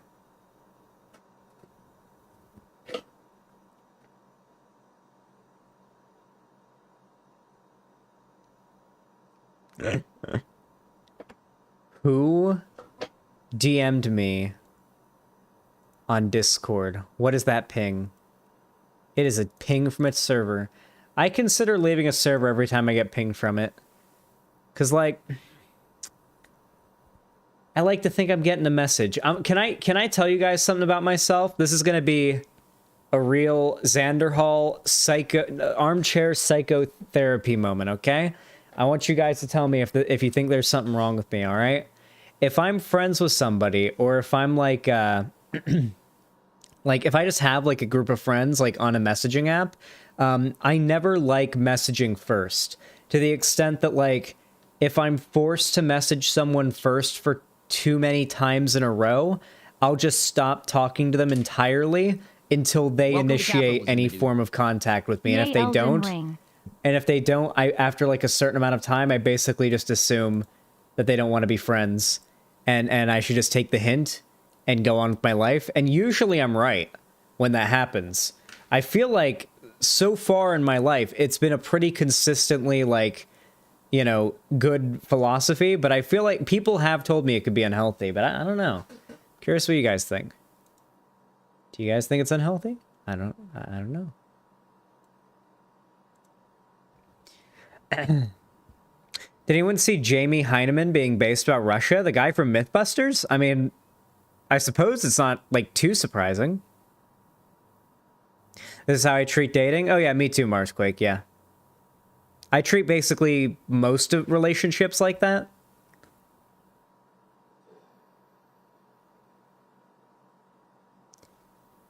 Huh, interesting, Rippy.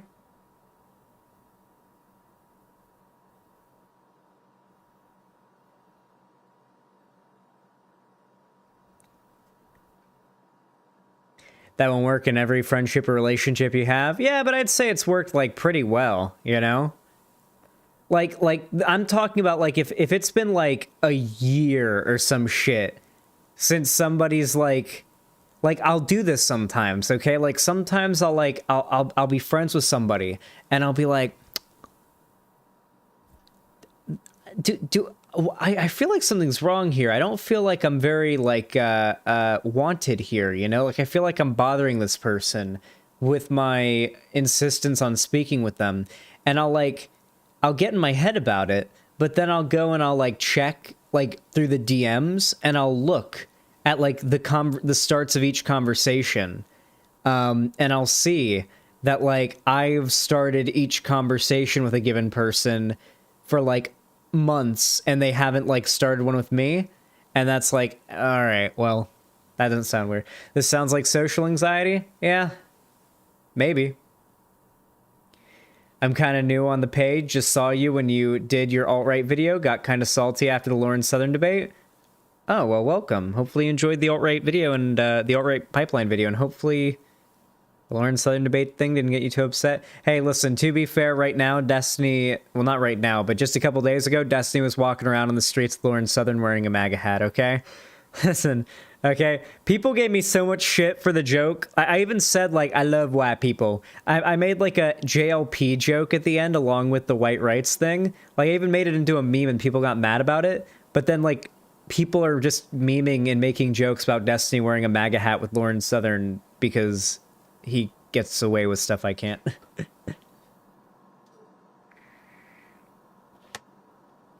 One thing I will say is, holy fuck, this is a quote that I thought up, like, in the shower yesterday.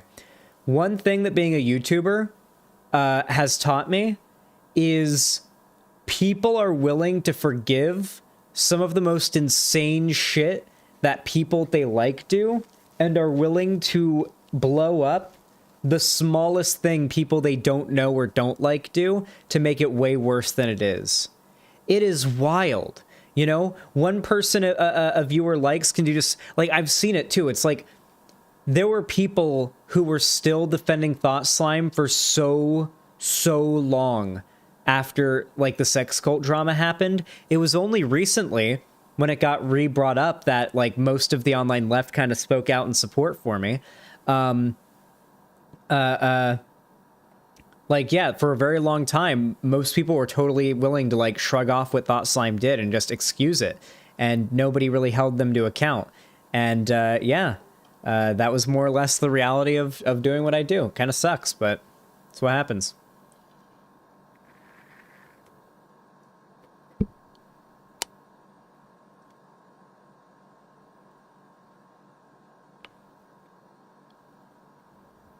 $10 votes cast. How did only 10 people vote? There's 380 people watching the stream right now.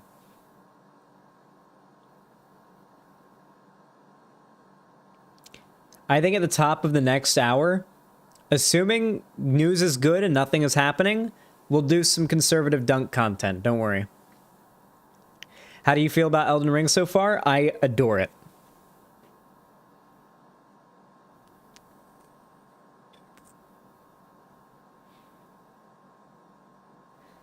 I'm listening to your stream in the background while doing graphic design stuff. Cool, Sushi. Well, hopefully you enjoyed that. I like listening to content like this while playing video games in particular. Sometimes I do like chores or like cleaning or taking out the trash or whatever. I like to listen to something. Like really just distracting your brain is the key to making physically boring, mentally, physically, or anything like that, strenuous or boring activity less miserable. Like just having something like that. Like, I like to listen to a lot of, like, Minecraft Let's Plays from back in the day sometimes if I'm really feeling nostalgic. Sometimes I feel like listening to podcast episodes if I feel like getting high and laughing. Sometimes I listen to, like, music if that's what I'm into. I don't know. I basically have to have something else going on to listen to while I'm doing stuff here at my computer. I was listening to your stream while working this week. That's what I love. The idea of having a job where you could just listen to a YouTube video or a stream while working. That would be like, if I had to work a wagey cagey job, it would be something like that. If I could get it. That's something you really couldn't do as a lifeguard, which sucks, you know? You had to be able to hear and see. The thing about being a lifeguard is, like, you get like, shit. I will eat your leftist ass. For like corn on the cob. I am ready. I will eat your ass. Thank you so much. Your ass. Thank you for the 669. Very kind of you, my friend. I really appreciate it. No, but for real, like when you're a lifeguard, oh my god, this pissed me off so much. There was this one Karen, okay? Holy crap, I've got a Karen story from when I was a lifeguard. Okay. I was a lifeguard and I was at kiddie pool. Most of the Karen stories come from kiddie pool because, well, you can probably put the pieces together there.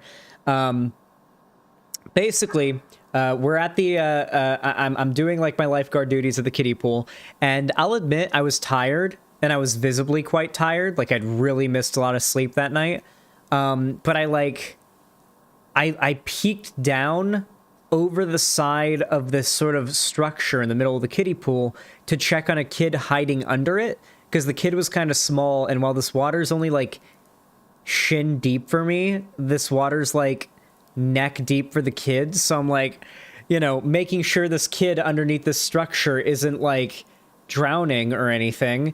And I guess like the way I was doing it was kind of like me doing this, like looking under. I guess it kind of looked like I was putting my head down to take a little nap or whatever, because this Karen walks up to me and starts, you know, yelling at me like, were you taking a nap? Were you falling asleep? You're a lifeguard. You can't be doing that. You're supposed to be guarding my kids. I'm like, no, I wasn't falling asleep. There's a kid under here. I was checking. And she wouldn't believe me. And she kept insisting that I was like putting my head down to take a nap on this like structure thing in the middle of the kiddie pool in broad daylight, surrounded by a bunch of kids and parents. And my manager literally like 50 yards, you know, over, like just insane to accuse me of this.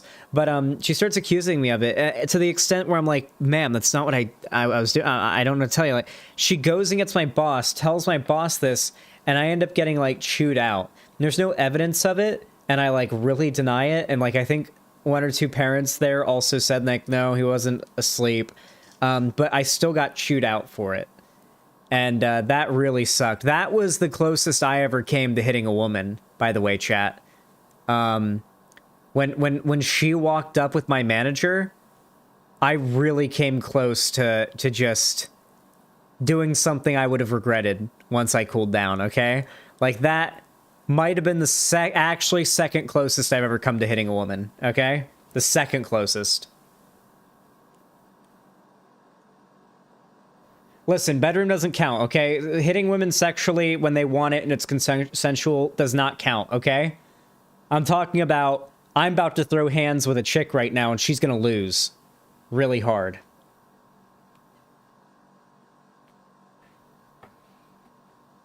That's why I, like, could not work a wage cage job. Like, the second somebody tried to get me fired or really just gave me shit, especially nowadays, I feel like I'm going home in a cop car, okay? I'm either going home in a cop car or an ambulance, okay? Those are the two. I'm not even going home in a cop car. I'm leaving work in a cop car or an ambulance. Those are the one of those two options. That's why I can't work customer service anymore. Exactly.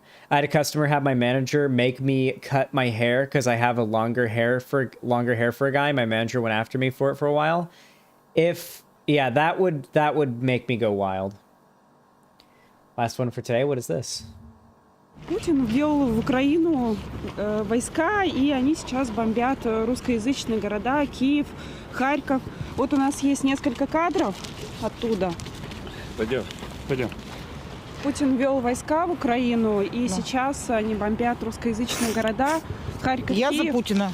Я хочу вам показать несколько... Я за Путина. Я поняла. Даже не буду смотреть фотографии. Ну вот это вот Ничего этому не... русскоязычных Я за городах, Путина. Харьков, Киев. Нет, ну расскажите о своей позиции. To be fair, like, how much of it is, yeah, I support Putin, you know? Like, yeah, totally, I support Putin, right? Yeah. Like, and how much of it is, I'm fully brainwashed, yes, I support Putin. Like, how much of it is that, and how much of it is that, you know? That's the question here.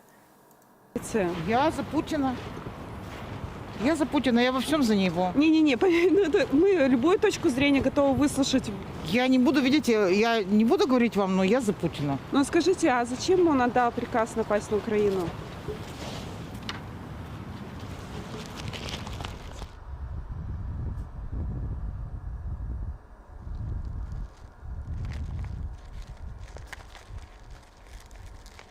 That won't go over well.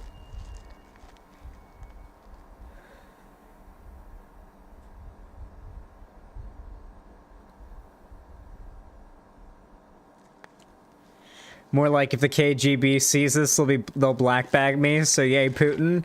Yeah, they don't want to commit suicide with 2 gunshots to the back of the head with their hands tied behind their back. You know how it is.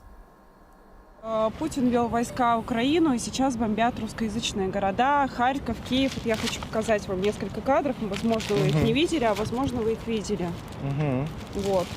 Это все верифицированные фотографии, собственно, с Reuters и Associated Press, международных агентств. Скажите, а зачем Путин отдал приказ напасть на Украину?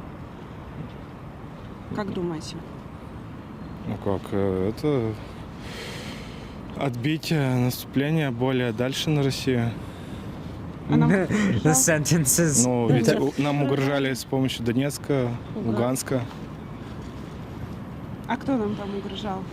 Ну, вроде как вот исследования международные показали, что 57 населения вот тех областей называют себя украинцами. Собственно, геноцида там не выявили исследователи. Ну, мы вашу позицию только лишь хотим услышать, а не убеждать. Вы нашу позицию услышали. Ну вот лишь оборонение, чтобы не дать дальше войскам, то есть двинуться на Россию. Там развязать войну. Fuck, lefties in Russia, it seems, are considerably better at media, like, presence than here in America. Like, there are no lefty figures going out and grilling people in public like Steven Crowder does. Nobody is doing that. Looks like that's happening in Russia, though. Cool. То есть остановить. Russian lefties, keep doing your thing. Начинается. Вот Путин ввел войска в Украину, и сейчас вот бомбят русскоязычные города, Харьков, Киев. Хочу вам пару фотографий показать. Вы вообще, наверное, их видели, да? Фейковые вещи. А скажите, можете рассказать, почему? Ну, война — это всегда плохо. Вот так скажу. А как думаете, вот были какие-то непреодолимые причины, вообще какая-то причина? Вот Ой, не-не-не, я не буду. Вот сейчас вот Путин ввел войска в Украину и бомбят. Interesting why someone might feel as though TJ's statements on the Ukraine invasion might be, you know, perhaps signaling some support for Russia when people who want to say, yeah, I support Putin, but don't want to say it, say, war bad. I just think war bad, that all, haha, when asked about this issue. Maybe that's a bit concerning? Maybe? Русскоязычные города. Не буду комментировать это. Зачем? Зачем он положил 500 человек уже своих? Зачем? Не знаем. Да ну его нахрен. Зачем Путин отдал приказ вот напасть на Украину?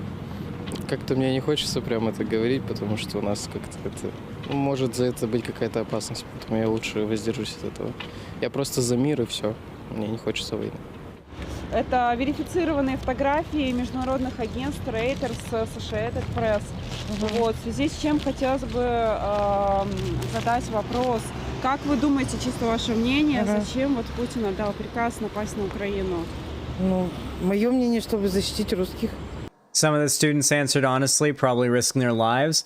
Well, I mean, some of them who are saying they support Putin are no doubt answering honestly. Just because they answered that they don't like Putin doesn't mean they were answering, you know, that means they were answering honestly necessarily, but, you know. Means there's a higher likelihood because you've got nothing to gain from having that answer in Russia, but, you know, it's a good video.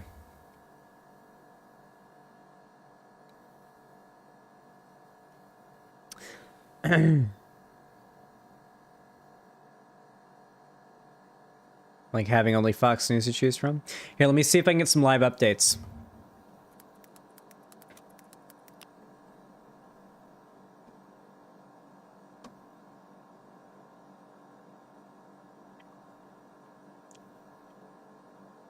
Samsung has suspended all shipment to Russia, the South Korean technology giant said in a statement on Saturday. The company had the biggest share of Russia's smartphone market in the third quarter of 2021, according to market research by the International Data Corporation.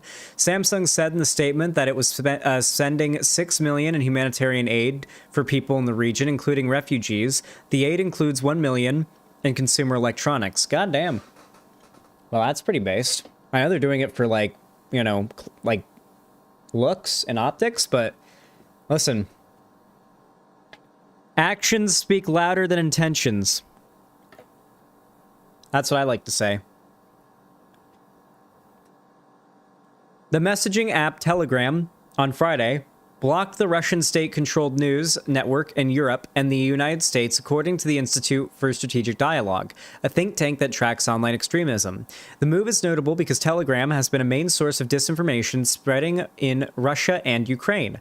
According to misinformation researchers, false flag rumors started by Russian officials to use as an excuse to invade Ukraine have circulated on anonymous Telegram channels, according to a recent report by the European Expert Association, a research group that focuses on security in Ukraine. Many of those channels are still live on the platform.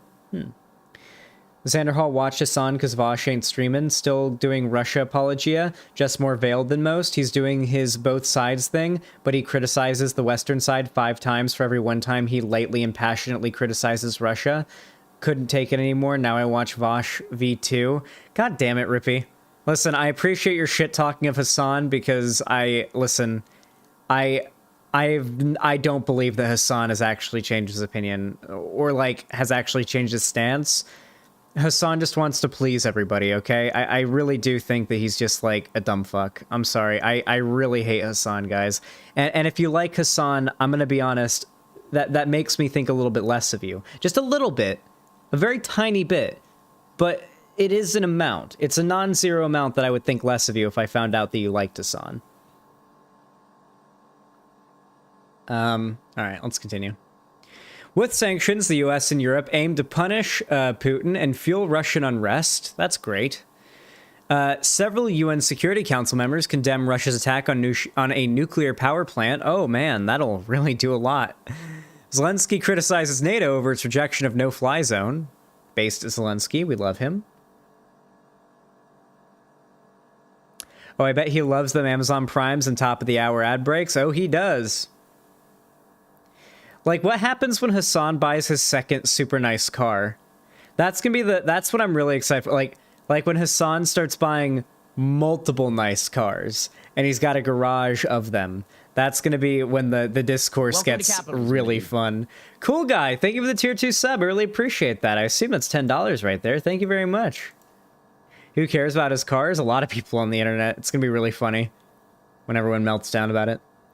All her needs to do is donate 200k to Zaptistas and he's golden. True. Easy win. I'm gonna become a Hassan hater on once that happens. Already a Hassan hater, but whatever. True.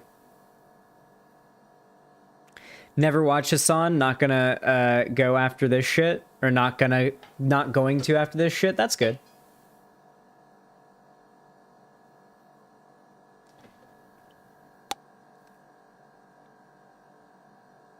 My dear motherland, what would be so much more beautiful if democracy would be present there. True. I am a Hassan Hauser. What does that mean about the Tsar? What is a Hassan Hauser?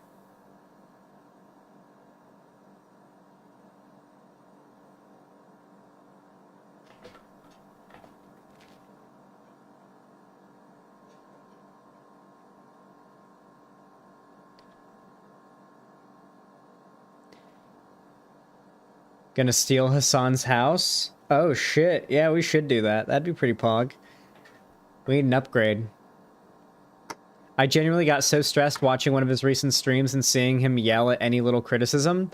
Yeah, Hassan is, I mean, everybody does that to be fair, but, Hassan's, like, super wrong, and, he's not gonna change his opinion on it.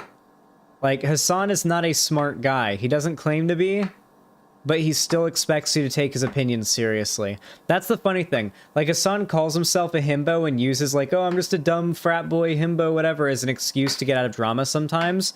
But, like, he also gets mad when people don't take what he says seriously.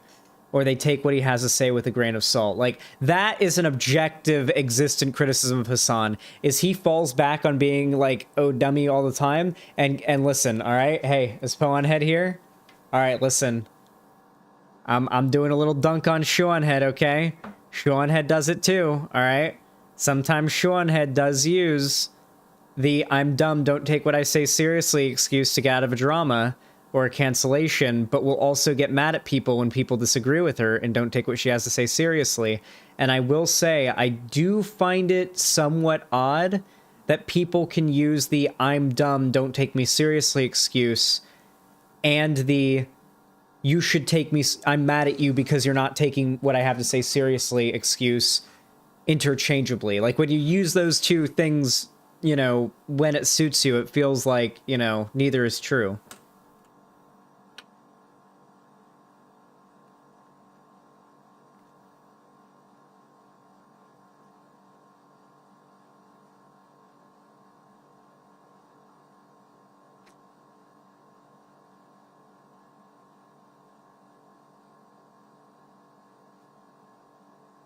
It's a really bad excuse just trying to save your optics. Towards who? Hassan? Hassan saving his optics? Like, if you're dumb, don't make political content, maybe? Well, pretty okay, Andy. The goal of being a content creator that talks about anything meant to educate people and entertain is that you're a human being. You're imperfect. You're gonna make mistakes. The thing that separates those that are, worth condemnation and those that are worth redemption and forgiveness are those that are willing to admit when they made a mistake, rectify it, and, like, try to do better in the future. It doesn't really seem like Hassan does that. I've fucked up, I've gotten things wrong, lost debates, accidentally spread misinformation, done all sorts of fuck-ups in the past, but I always own up to it, and I never give off, like, a false sense about my credibility, right? I always, like, even when I'm watching my debate, even if you're watching one of my debates or you're watching me posture about, like, my positions, okay? You will never see me say that the positions I hold are true because I believe them or because I have enough credibility to, like, have come to these conclusions. I always say, and I quote, the vast majority of academics and medical professionals agree on this, etc., etc., etc. I always do what, well, conservatives are stupid, so they'll call it they'll call it an appeal to authority, but citing scientists and people more credible than the average layperson is not an appeal to authority. It's just appealing to those that know more than you do and are more qualified to know more than you do, and the data that they've collected and peer-reviewed. That's what I typically do, but you don't usually see that in a lot of conservative or tanky or basically any type of bad, like, political content, or any YouTuber who's shitty. They don't do those kind of things. It's just not something that they do. And Hassan doesn't do that. I think I do it. I try my best to do it. I don't think I'm perfect, but, you know, I try. I try to be as genuine as I can with you guys. Sure, but I'm not going to make in-depth content about nuclear physics because I just don't understand it. Well, that's a whole other thing. Yeah. That's a whole other territory. That's why I like you, because you can admit that you won't have the credibility to know everything. Oh, yeah. And any YouTuber who tries to trick you into thinking that they do should be... It should be a red flag. Like Professor Flowers not being a professor, but having professor in her name. That is, like Old Man Laundre said in his new video, an attempt to get credibility from the onset, despite not really having it. Oh, Professor Flowers. Just saying the person's name makes them sound smart. Those that don't know who Professor Flowers is will almost assume she is a professor, just because that is in her name. And they don't know the backstory. They'll just put that together. If they hear YouTuber Vosh and Professor Flowers had a disagreement, I think a lot of people are more likely to agree with Professor Flowers if they know nothing about the situation, right? And, you know, I think it's an intentional ploy to garner credibility. And it's greasy and slimy as fuck. If you have spicy rocks, you can boil water. That's my take on nuclear physics. True. Spicy rocks boil water.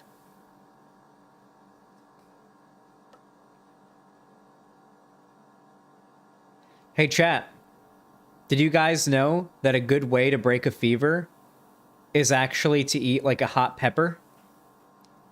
Because the hotness that you taste in your mouth isn't real heat.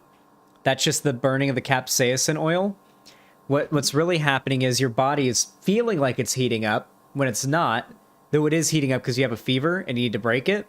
And what it does is it sends all of your heat management systems into overdrive. It makes you sweat like crazy, makes you hyperventilate, your blood, your face gets all red, your skin gets red because your blood is like all up on the surface. It cools you down because your peppers trick you into thinking you're hot. Fevers trick you into thinking you're cold when you're really overheating. So you're fighting one thing with the exact opposite of it and canceling them out. It's actually pretty cool. I'm not kidding, by the way. If you're really sick and you have a fever, like take one bite of a hot pepper, not enough to hurt you. It'll clear out your sinuses for one. And you'll be like, like clearing out your sinuses and everything. And if you're having a fever and you really need to like get it down, it'll help you cool your body down if you're not interested in like taking a really cold shower, immersing yourself in an ice bath. Canceling them. Xanderhal, pro-cancellation. When it comes to a fever, yes. Seriously, use acetaminophen. It works way better. That is true. You could just use that.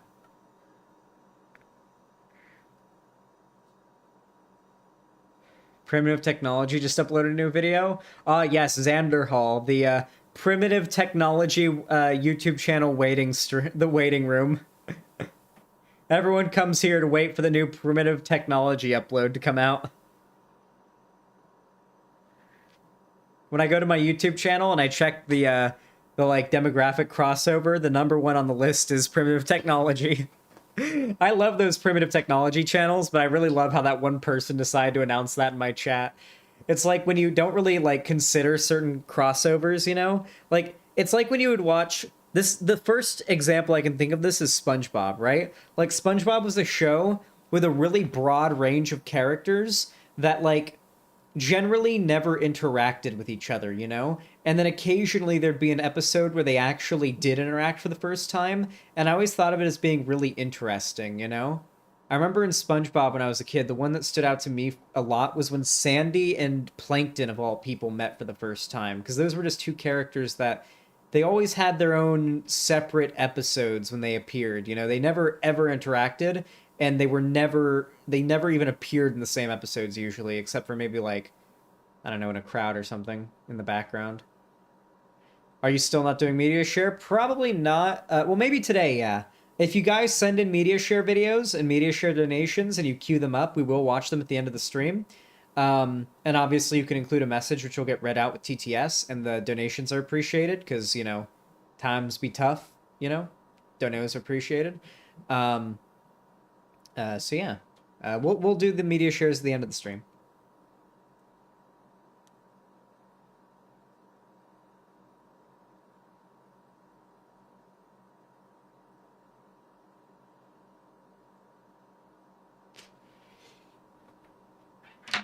No worries, you fall into the category 100% only political streamers I can still stand are you, Vosh, and Sam Cedar, I guess. That's sad. I'm really sad to hear that those are the only streamers you can stand. Have you tried Demon Mama, Shark, A Pillow?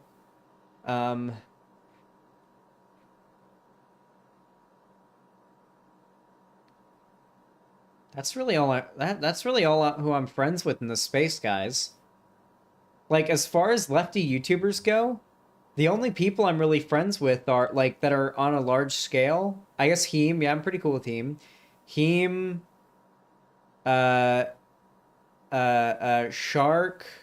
Vosh, Dylan, I'm cool with Dylan, but me and Dylan aren't super close. Me and Dylan are cool, and we're friends, but we're not super close. What I really hope is that Dylan will do a streamed playthrough of Metal Gear Solid 5, because I will literally... I'll dedicate myself to those streams, you know. I'll make sure I stay from beginning to end for all of them until he beats the game, and I'll like give little lore bits and hang out in the chat for that. I feel like that would be really cool. I feel like that would be a lot of fun. I've been trying for over a year now to get him to play Metal Gear Solid 5. Like, anyone here who watches Dylan Burns knows why Metal Gear Solid 5 would be a really fun game to watch Dylan play. Because I feel like there's so much that he could comment on. Because, like, you know, for me, when some historical geopolitical event gets mentioned in Metal Gear Solid 5, all I can say is, oh, I know, like, that thing, kind of. But Dylan can be like, oh, man, I know all about that. This did that, and this, and that, and oh, yeah, oh, my God, and then this and that. Like, I would love to watch Dylan play through that fucking game. That's perfect content. I know, that's why I've been trying to get him to play it, but he won't play through it. I'm telling you guys, you gotta start harassing him on Twitter and telling him to play through Metal Gear Solid 5 on stream. You gotta get him to do it. 'Tis important.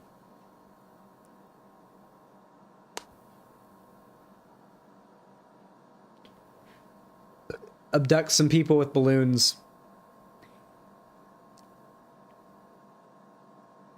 Yeah, I know he used to punish Snake Edit for his Discord avatar, but he's never played a Metal Gear game. He just knows the meme, because everyone knows Punished Snake. Like, everyone knows the meme. Okay. Yeah.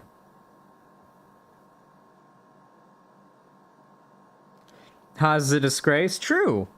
Though he is kind of funny. I will give him that. He is kind of funny.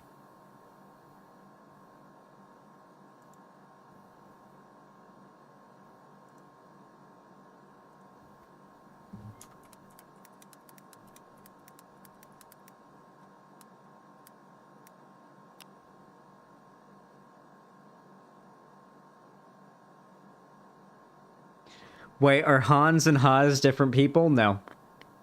I know there's a new game. I know there's a new games you want to see me play. Oh, is there a Metal Gear Solid game you want to see me play? Probably Metal Gear Solid 5, Balth. I'd love to see you play through that. That'd be fun. Oh, by the way, chat. Do you guys want to hear something exciting? When Ethan comes here to California, which will either be in spring for spring break, which is pretty soon. Just depends on finances. If you guys donate a lot, then it definitely will be. But whether or not we'll be able to afford to get Ethan a very expensive plane ticket to come here during spring break is kind of, you know, teetering in the balance right now. So we'll see. But it'll either be spring break or summer vacation. Ethan will be flying down here, and he'll be joining me right here physically in real world space to play for the very first time with me on stream Dark Souls 1. He's never played a Dark Souls game except for Elden Ring, which he is slogging through quite difficultly from what I can tell. He hasn't played much. He's played like 2 hours, and I think he's probably going to like not play much of it because he's got so many other games on his table. So chances are he'll be basically blind to anything Soulsborne by the time he gets here. And it will be his first time playing Dark Souls 1. I will be sitting right next to him. I will be kind of guiding him. I will be that sort of angel on his shoulder, like that, like Navi kind of floating around, kind of like, hey, maybe you want to explore this room a little bit more before he walks out. If there's maybe like, you know, an illusory wall there or something. You know, maybe give him lore explanations for dialogue and cutscenes. I think that would be really fun. Would you guys be down for that? Would you guys be down to watch the Ethan Xanderhal IRL Dark Souls 1 streams? Because if it's during Pog, he'll be staying for a week, just about. So we should be able to get through Dark Souls 1 and maybe even Dark Souls 3. Maybe we'll get to Dark Souls 2 and really try to get through it. Do you watch Vadi Vidya? Yeah, I do actually, and that's that was actually something that like threw me off about Vosh when I first discovered him, was the Vosh Vidya thing. I was like, is he stealing his name from Vati Vidya? That was the first thing I thought, because, you know, obviously I've been a Dark Souls player for some time now. Cool Guy, thank you so much for the 3 tier 2 gifted subs. God damn. I assume those are 1 monthers each. God damn. 10, 20, 30. That is 30 bucks right there. Holy fuck. Thank you. That is so kind. Thank you so much. That puts us at, on the dono goal, $371.69 out of 400.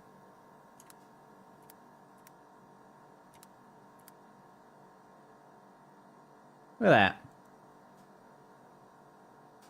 If you guys keep donating like this, we will be able to afford to fly Ethan down for spring break for that Dark Souls stream. Vosh was the first person to eat Bloodborne. I know, I was there. I'm aware. Welcome to capitalism, my dude. Ah, Megamania, My thank you for the $5. thoughts go out to all the people in Ukraine. Hopefully they'll be able to fend Russia off. Also a little motivational speech to chat. I forgot to turn off media Your share. life is everything. You serve all purpose. You should treat yourself now and give yourself a piece of that oxygen in the ozone layer that's covered up so that you can breathe in this blue trap bubble. Because you know what I'm here for, to worship you. Love yourself. I mean that with 100%, with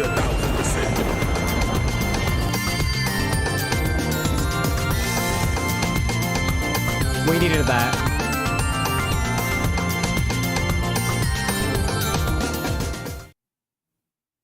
We needed that.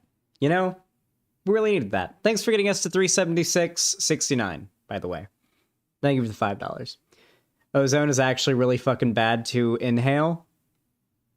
You'd think, right? I was thinking about streaming Dying Light 2 on my days off, but I don't have a camera. Dying Light 2 is an extraordinary game. I hope you've played Dying Light 1. It's not like a required play, but it adds a lot to a play Dying Light 1, just because they make a lot of references to its events. Dying Light 1 is not a post-apocalyptic game. That's all you really need to know if you haven't played it. Takes place when the world at large is still more or less normal. It's just the city the game takes place in that's infested with zombies and quarantined off. Kind of a Dead Rising type situation. God damn it, Xanderhal, will we be streaming us playing the Kenway trilogy? It depends. I mean, I don't think we're going to have the hardware to do that. I don't think we're going to have like what we need to stream the Kenway trilogy unless we want to do it on PC, which we could if you've got the computer for streaming it.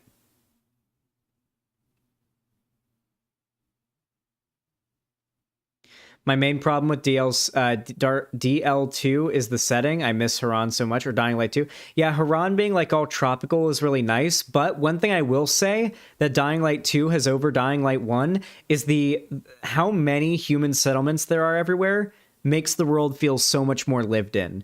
And just the fact that everything on street level, like you can afford to have safe houses everywhere because all of street level is dangerous, right?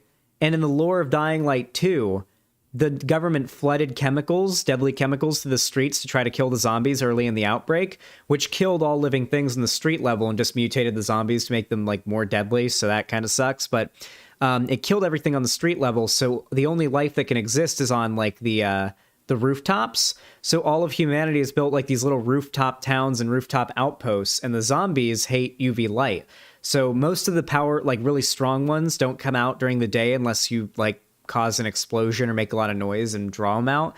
It's at night that you're really worried, but they use UV light to keep the zombies away. So you don't really have to have a super secure bunker or anything. You just have to have a reliable generator, solar power, like windmill powering some UV lights that are just, you know, keeping your place lit up, and you don't have to worry about the zombies. You can leave your door open. You know, zombies aren't going to come in if your place is well lit with UV light, which is pretty cool for the aesthetic of the game. And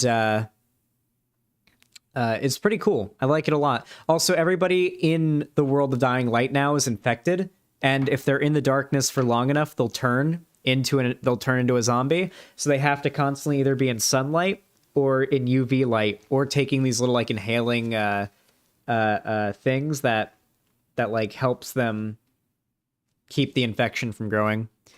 It's pretty cool. It's a pretty cool mechanic. Basically, you have to keep you have to keep in the light, whether it be sunlight or UV. You can't stay in the dark for too long, or you'll turn and you'll die.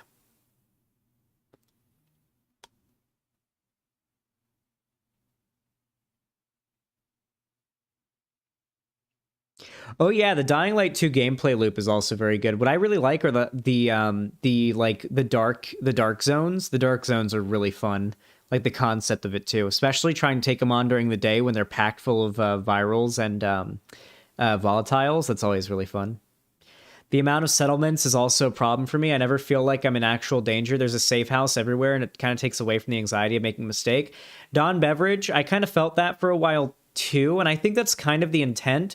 I think in Dying Light, the danger is always meant to be more atmospheric, and the concept of, if I get overwhelmed, I'm fucked. Because I'm pretty powerful in the game right now, and if it's nighttime and I set off a bad enough chase, I can get fucked before I'm able to get to a safe area. And hell, even the dark zones, you know, the dark zones, those are scary. You can't take on those dark zones during the day till much later in the game. Even I've tried to cheese them, and it's tough. Even standing like in an inaccessible area and just throwing Molotovs down on the volatiles are so strong that bombs, and it takes like 8 C4 to kill a volatile in this game. It's insane. You're not meant to fight them until late game. You're meant to purely sneak and avoid them and run away from them. But they drop a very valuable item. All of them do at 100% drop rate. So farming them is very valuable if you can. So yeah. Xanderhal, okay, so I'll get a camera and capture card, I guess. I can move my computer into the room we'll be playing the games in, or I could buy AC4 and Rogue on PC, and you can play the good version of Assassin's Creed 3. We can probably just move the computer into like the big main room where it'd have like a nice background for it and everything, and like set that up. It doesn't need to be a capture card. We can just do it on the computer and just have a camera going and stuff. I can bring like a camera, I would presume, if I go to Canada. It shouldn't be too hard. What's the good version of AC3? The original PC release. Or the PS3 version, but I prefer the original PC release. The remastered version of AC3 is really scuffed. It really isn't good visually. Like it like never before have I seen a remaster that looks worse than the original. I'd actually rather play the original.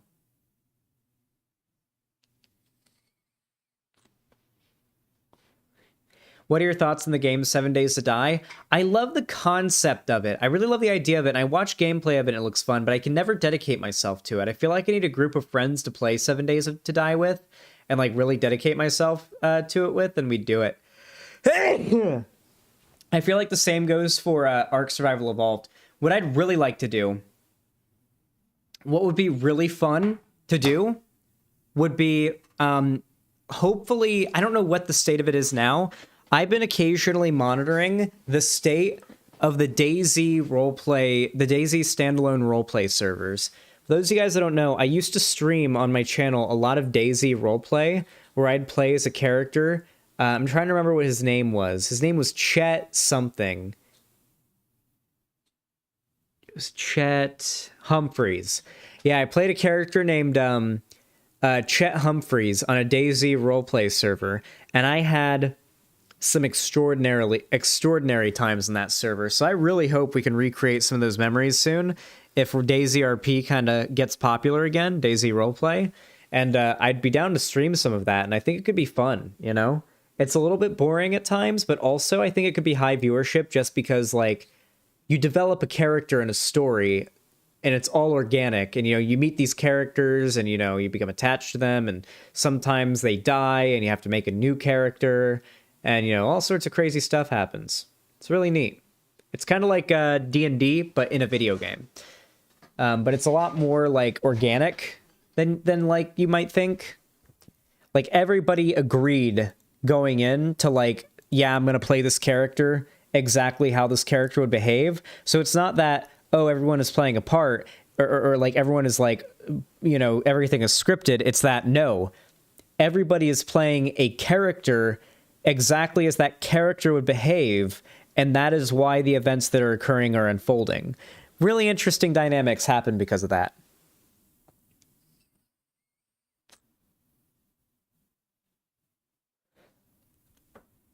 Oh, I just realized it's the top of the hour. I've been live for 2 hours, and it seems like, if we listen, doesn't sound like anything is happening right now in Ukraine, thankfully, at least not in Kiev. With that said, I think we should dunk on some conservative videos. Keep an eye out to see if anything happens over in Ukraine, obviously. We'll get back to it if anything does. But in the meantime, I think we should dunk on some reactionary videos. Hey, chat. You guys got anything worth covering? Let me check my Discord. Let me check the stream suggestion section.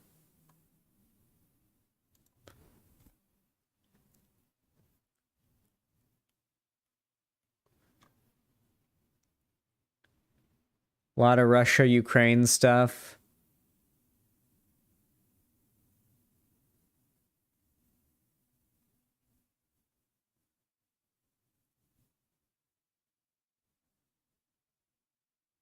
Gothics. Ooh, Gothics goes full mask off transphobic.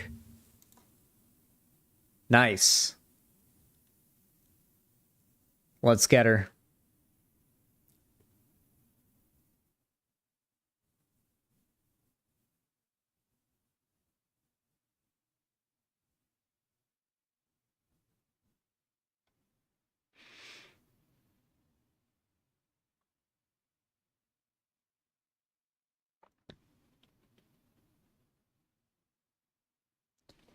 Ooh, hold on, chat. Excuse me a moment. I found a video for us to watch.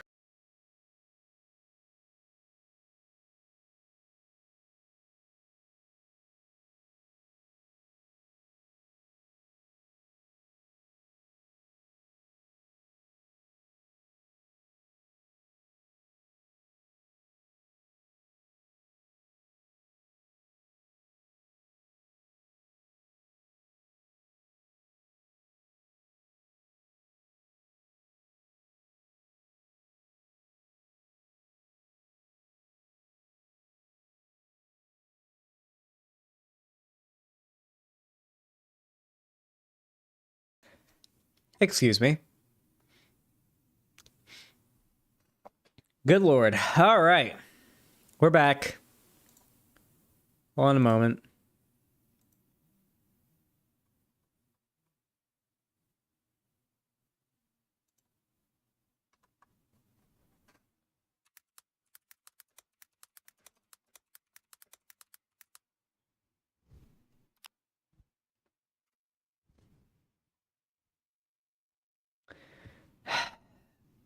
Probably because the weather is changing. It happens to me all the time. I get really stuffy. That could be it. Yeah, it is a little weird out today, weather-wise.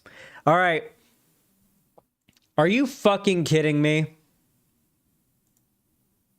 Are you fucking serious right now? What is this shit? Oh, wow, I'm big. Not in the way that I'm used to being told that, but my camera is like, my webcam border is large. Holy shit. Hashtag gender identity leads to child abuse, a lesson in telling the truth by Gothics. Jesus Christ. Wait, she has 263k subs? Jesus Christ, her channel is blowing up. Oh my god, and Buck Angel? Oh no. Thank you, as always, for spreading awareness to save lives. As a transsexual man, I always appreciate you. Love Tranpa. Oh, God. Oh, God. Oh, Oh, the pick-me's are simping for each other, guys. Oh boy. All right. Isn't that fun? So according to my Discord, apparently she goes full-on mask off here. Like, just full-on mask off. Just all the way, all the way. Hey everyone, my name is Gothix, and for today's video, I wanted to talk about telling the truth and why we should always strive to tell the truth and not lie. Obviously, there's going to be some circumstances where you might have to lie. Like, for example, if someone broke into your house and they were looking for your kids, you're going to lie and say they're not there. But in a lot of circumstances that I'm seeing today, there's too much lying going on. And lying is a necessary component. Aren't these the same people that ree and scree about misinformation getting banned off of Twitter? You should watch her abortion video if you want to see some full mask off. We're watching this right now, my friend. To creating a totalitarian society. In order for totalitarianism to exist, you have to convince the population to lie.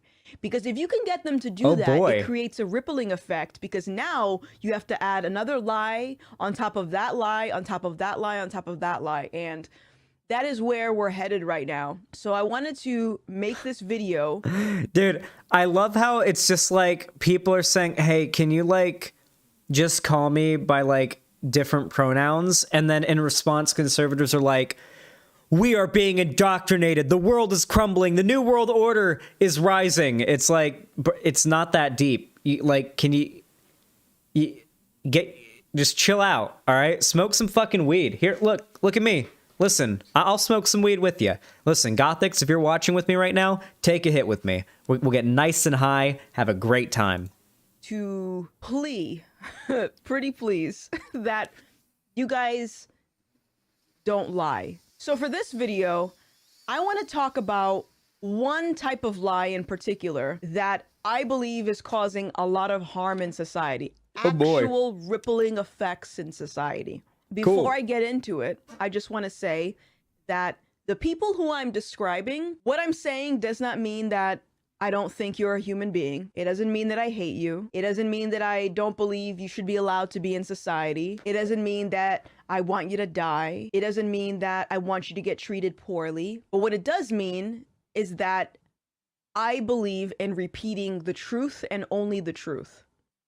So how much, okay, has Gothix not refused to debate Vosh or Destiny? I doubt she'll debate me either. I know she debated Hunter Avalon and got blown the fuck out, and she hasn't debated since then. Somebody who gets blown out in a debate because they get called out for how wrong they are, and then ceases debating after that, and has refused to debate some of the most well-known debaters on the left, that demonstrates to me somebody who... and this is what Gothix is, by the way. Gothix is somebody who goes onto YouTube, pulls talking points out of her ass that she knows her audience wants to hear, and does not give a fuck if anyone debunks them, because she will not engage with said debunks. The furthest she may engage with said debunks will be a response video that will be scripted, maybe live streamed if you're lucky, but probably scripted and prepared, in which it responds to your points cut out of context and quite cherry-picked. Never, ever would it be a in-person debate in which she would have to defend these ideas she's proposing here. She cannot do it. I saw her debate with Hunter Avalon. There's a reason why she hasn't done debates since. So let's talk about it. Gender identity. It is a lie. And oh wow, I don't know. We're going. Start screaming at your keyboard. We're jumping well above what the scientists agree with here. Okay. Listen, like, I hate to tell you, but, like, if you agree with Gothix, you disagree with the scientists, okay? If you are on the anti-trans side of this argument, you have to come up with an excuse for why the scientists disagree with you. That's all I'm saying, okay? It can be Ben Shapiro's excuse that, like, the left has infiltrated all of academia, because Ben Shapiro acknowledges that all the scientists and all the studies and all the data prove him wrong. He just his excuse is that the left, and I guess if he was a Nazi, he'd say the Jews, but in his case, the left has infiltrated the academia and the medical institutions and corrupted them and politicized them into a certain direction. He's got his conspiracy theory to explain why the data and all the studies and all the facts are on our side. And you got to have that too. But with people like with Gothics, she doesn't acknowledge that. She is kind of like the you know what Gothics is? Gothics is like the non-compete of the right. Think about it. Ben Shapiro is at the very least willing to engage with the fact that he disagrees with the studies and the facts, and he'll argue against them, and he'll make excuses for why he holds his positions despite that. People like Gothics, though, very much like non-compete, won't even acknowledge reality and argue against that. They're so stuck in their ideology, so very much like a lefty like non-compete. They're so stuck in their ideology, and they're so driven by demagoguery that they don't even consider stepping out of line. They don't even consider acknowledging data that is inconvenient to their worldview, even if they can then use it as a bouncing point to argue their position further. They just can't do it. Ironically enough, there's a lot of parallels there. The difference is, though, the non-competes of the right don't go around attacking the Ben Shapiros. You know, they don't go attacking the Jordan Petersons and whatnot. They don't go attacking the somewhat actually kind of somewhat having some level of credibility figures on the right. They don't attack those figures like those in the left do. The credibility of Ben Shapiro, by the way, is his Harvard degree, and the credibility of Jordan Peterson is his psychology degree, by the way. I'm glad I opened up the video with what I just said, because I can assume that lots of people are going to start screaming at me through their computer screen.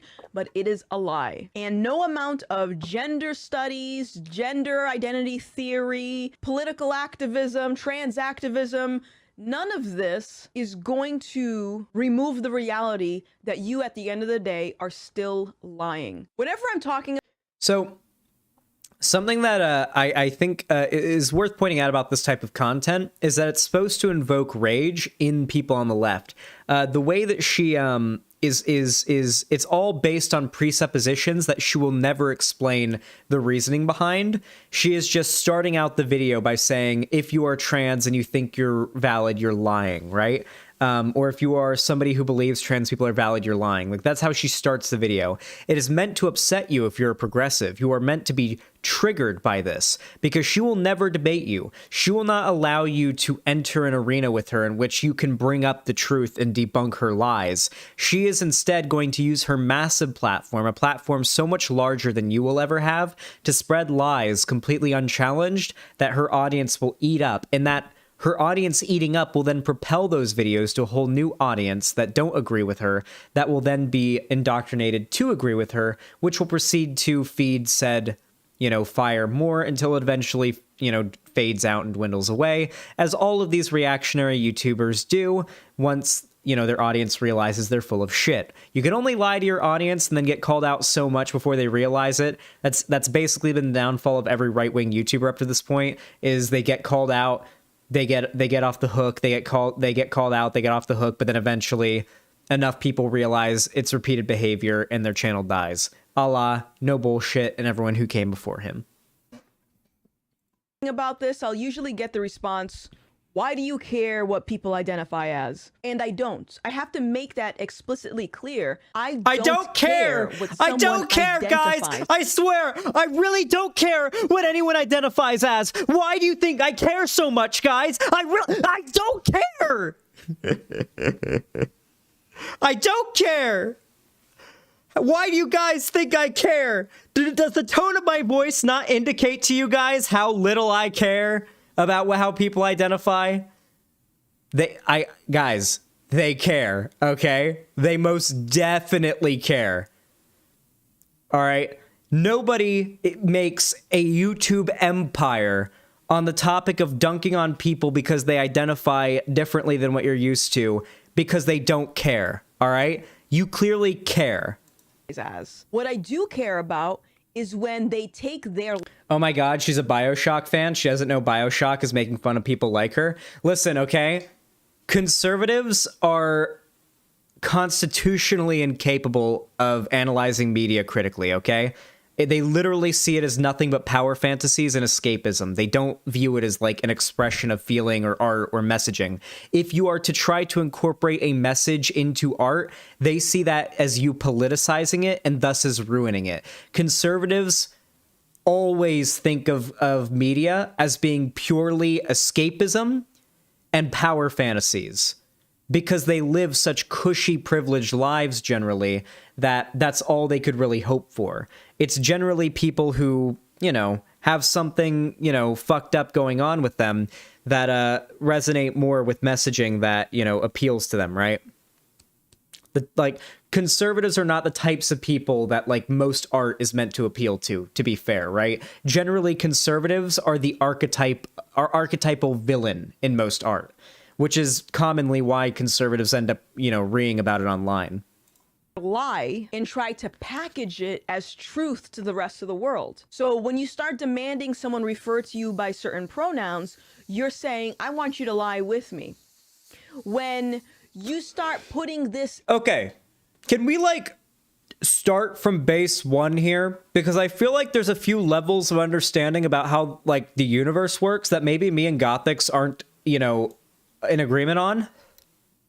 So, for one, does Gothics believe that a real long time ago, more than 7,000 years ago, there was a large outward movement in matter, space, and time, also known as the Big Bang, which resulted in, over a long period of time, the formation of our universe, and then eventually the result of abiogenesis and the creation of life here on Earth, which then evolved into humans. Those humans then developed societies and social constructs with our advanced brains, which allowed us to advance beyond any other species on Earth and literally dominate it. Are we not under that same understanding of, like, how reality works? Because the concepts of gender identity, gender, and sex are literally things that only humans have been smart enough to think about enough to develop, okay?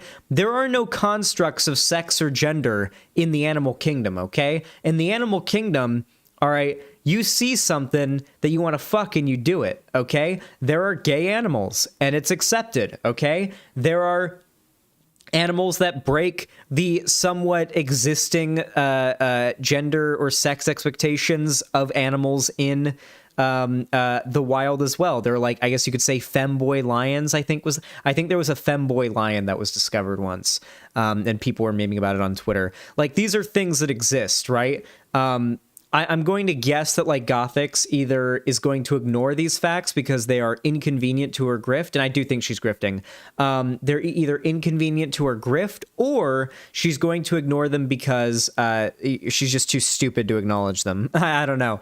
Like, it's one of those things. Academia and having things like gender study courses, and then you start Oh, boy. having assignments for students to identify and select their identity and what pronouns they want to use. How is this bad? That is, again, How is this bad? conditioning people to lie with you. How is it a lie? See, this is the point. It's meant, like, if you're a lefty and you're watching this, it's meant to make you want to leave a hate comment on the video, because she's not going to even, like, qualify any of the presuppositions she's starting the video with. She is not going to explain why it's a lie, because she can't. Because everything disagrees. Every academic institution worth its salt disagrees. Okay? She is literally arguing against science, all right? Just like every conservative has been when they argue against evolution, climate change, fucking the Earth being round, all of it. And this is a very dangerous, slippery slope that we're on right now, and we need to derail it. And the way that we can do that is by refusing to lie. Let me just make this extremely clear. If you're someone that identifies as a cactus, go ahead, boo-boo, identify as a cactus. But your identity should not be in textbooks. It shouldn't be anywhere. What is a cactus? if we want to get all like meta philosophical about it, what is a cactus?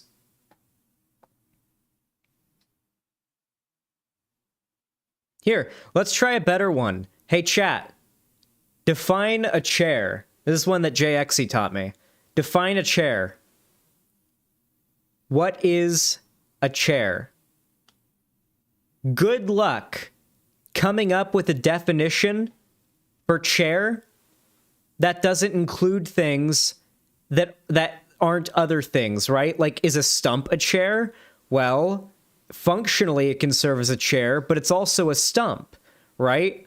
It's because the categories that we assign to things are entirely arbitrary, okay? When I say pull up a chair and we're in the middle of the woods and there's just a couple of stumps in the ground, everybody knows that means pull up a stump and sit down because functionally that stump is a chair right now. And if I said pull up a stump and sit on it, you'd understand or just say pull up a stump, you know exactly what I meant as well, right?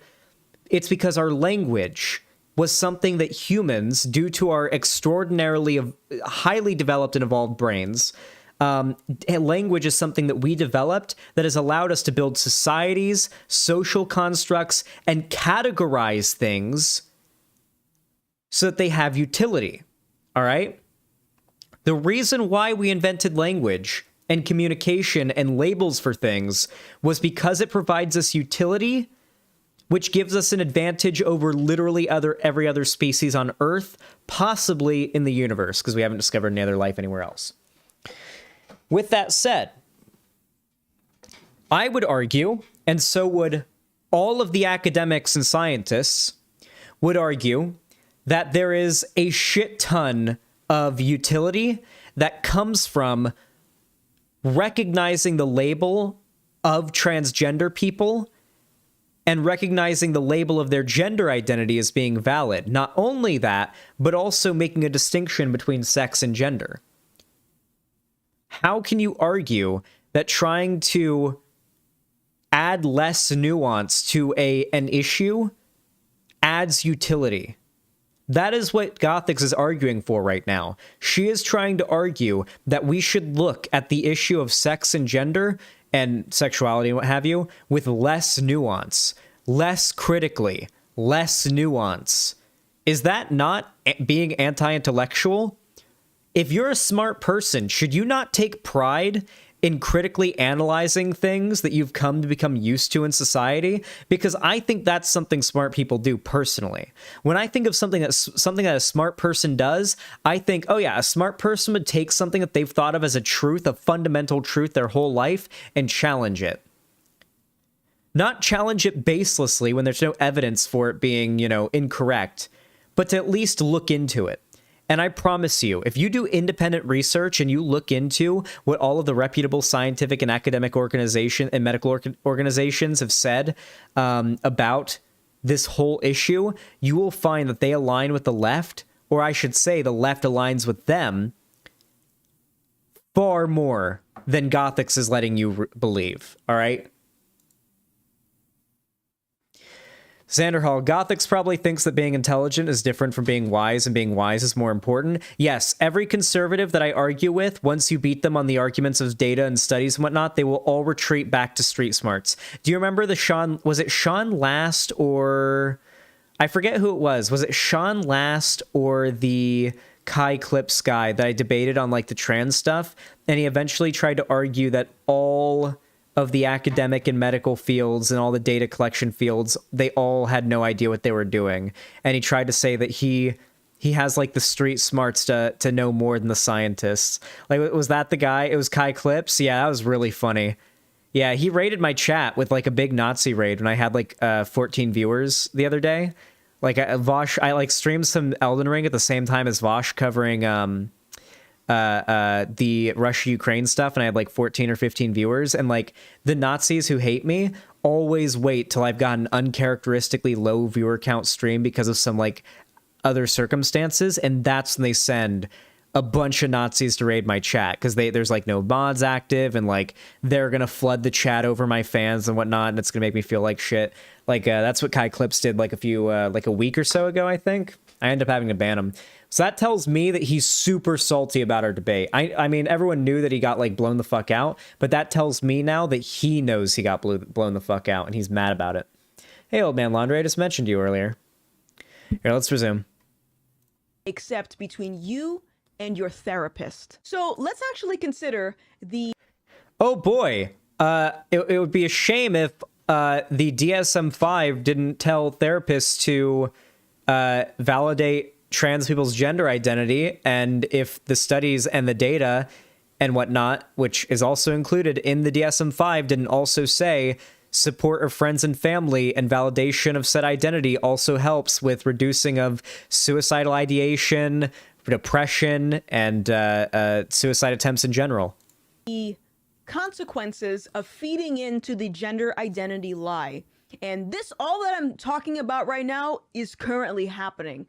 So let's consider a guy that believes he's a woman. Now, if the rest of society starts repeating that lie, it then gives this guy permission to then say, I don't feel understood, accepted, or safe going into the men's bathroom. Oh my God. So I want to use the women's bathroom because you guys all said I'm a woman, so I'm going to go use that bathroom. And this, my friend... Oh my God, wait, hold on. Oh my God, this is going to be so stupid. Holy shit. Wait, I'm tweeting out at Gothics right now. I'm challenging her to a debate on trans stuff right now.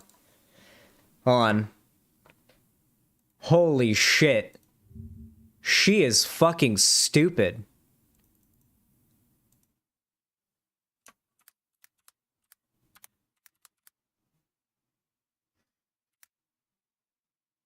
At Gothics TV. Hey, watching your new video on stream right now, and it's really fucking stupid. Wanna come on stream and hash out our disagreement?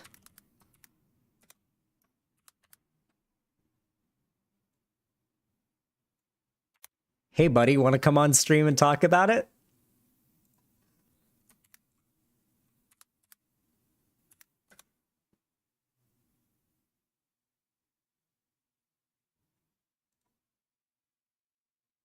All right. You guys have to go like and retweet this tweet. All right. Pump it. Bump beat. Bump beat. If you want to see this debate happen, you have to go bump beat. You have to bump beat.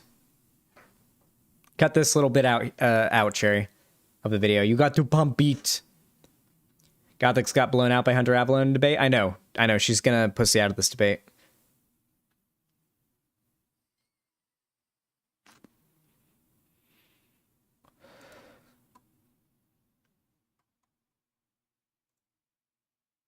Bump beat.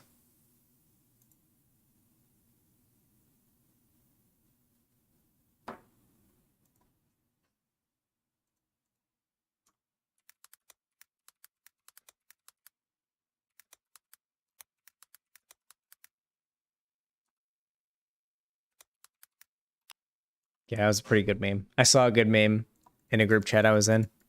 I had to respond. Probably should say worm out just in case she's one of those. Wait, what? One of what? What did I say that could be like seen as offensive?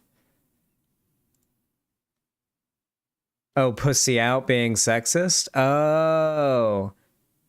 Oh, then I'll call her a cunt to her face and be really sexist.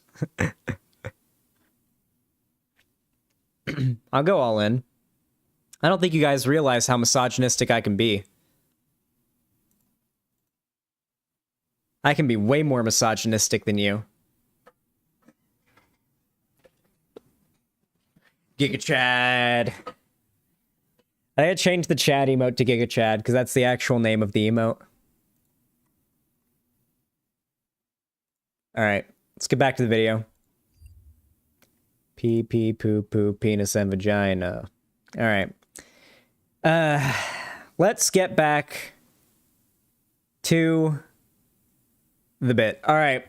So what I'm gonna guess this is gonna be, I'm guessing, I'm looking, look at me, the seer that is Xanderhal. You guys know my abilities. I'm looking into the future now, and here's what we're going to get. We're going to get a spectacularly poorly cobbled together, on the scale of argumentation of that one joke video I did, where I argued how I could canonically exist in the MCU. Do you remember that when I used like, I tried to argue that because Minecraft exists in the MCU, then Hytale must exist in the MCU. And since I appeared in the Hytale like charity stream where the devs appeared, then I must then exist in the MCU because that event kind of has to happen, logically speaking. So thus I must exist in the MCU. Like I did a whole video trying to argue that logic. She's going to more or less use logic that I used for a joke video to unironically justify a political position. So that's going to be pretty funny.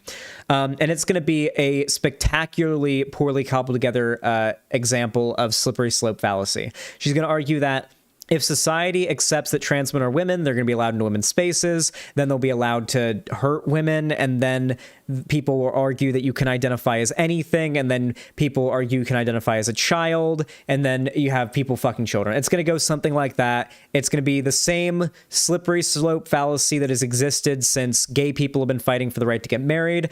The conservative argument was always, if we allow gay people to get married, then they'll try to argue then people will try to marry kids. That was always the argument. And ironically enough, it was conservatives and is conservatives who are still preserving child marriage laws in America to this day. Has been leading to lots of sexual assault cases in spas, in bathrooms, in prisons, in schools. It's happening. In California, It actually hasn't happened. In fact, not a single woman has been assaulted by a trans woman in a woman's bathroom, as far as I'm aware, because I'd know if it had happened, because TERFs and conservatives would have literally raised hell about it. Literally, the only story that I've heard about this is like, there is like some trans women sent to women's prisons and they got some inmates pregnant because they fucked. But believe it or not, yeah, prisoners, female prisoners fuck in prison. And if a trans woman's in prison, then yeah, some percentage of those women in there might want to fuck the trans woman, believe it or not. That's not an unlikely scenario. But yeah, that's literally all they have to point to. And that's not exactly like an instance of like predation or predatory behavior. biological male criminals are allowed to be housed in female prisons if they identify as women. Women's Liberation Front, or WOLF, a feminist organization which is in direct contact with inmates and staff, tells NTD... By the way, Women's Liberation Front is literally, I believe, a hate group. I believe it's a designated hate group.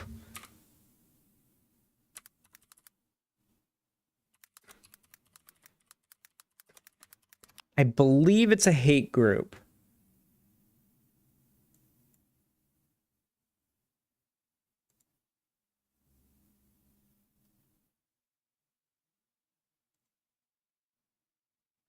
The Women's Liberation Front was a collective struggle for equality that was most active during the late 1960s to 1970s. It's second wave feminism. It's white. It's TERF shit. It's white, wealthy white women. I sought to free women from oppression and male supremacy. Oh boy. Founded in 2013 and incorporated in 2016, the Women's Liberation Front, WOLF, was dedicated to the total liberation of women and girls. What else do we have?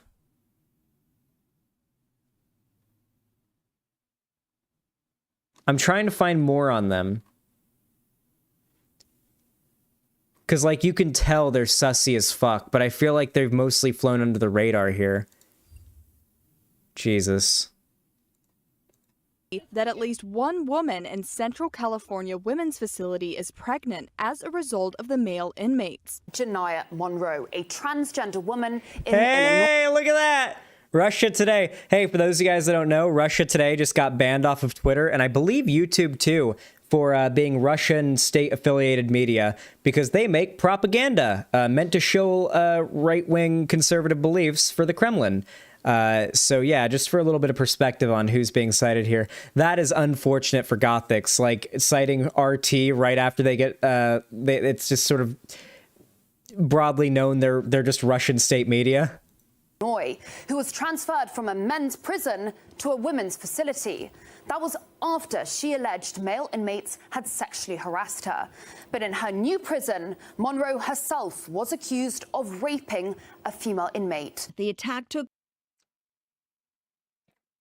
Considering that's from Russia Today, and considering the fact that I have debated numerous transphobes, and they haven't been able to bring up a single example of this happening, I'm going to guess that didn't happen. If anyone has a link to me, I'd love to see that. Hey, Ozan, if you want to tag team debate Gothics, I'm down. I'm sorry, I don't do tag team debates, Apillo. If I'm going to debate Gothics, it's going to be a 1v1. I would never bring somebody else in to 2v1 somebody with me. That would be very cringe. Took place in a girl's restroom. The alleged attacker allowed access by the school's transgender policy. Scott Smith, father of that victim, is suing the school system after being arrested while trying to confront the board at a recent meeting. It was a... That was the guy that had that fucking attacked had a mental breakdown and attacked people because he freaked out about the trans laws. I forgot about that guy. Oh my God, what a way to twist that story. That's really funny. For those who don't know, what actually happened there was the guy had a mental breakdown because, like, I think the student had gotten upset that, like, a trans student had gone to the bathroom or something. And I think what the student had done was, like, something kind of creepy. I don't think it was, like... Luna, hey, don't rip up my couch. What are you doing? Oh, you put a hole in my couch. It's a brand new couch, Luna.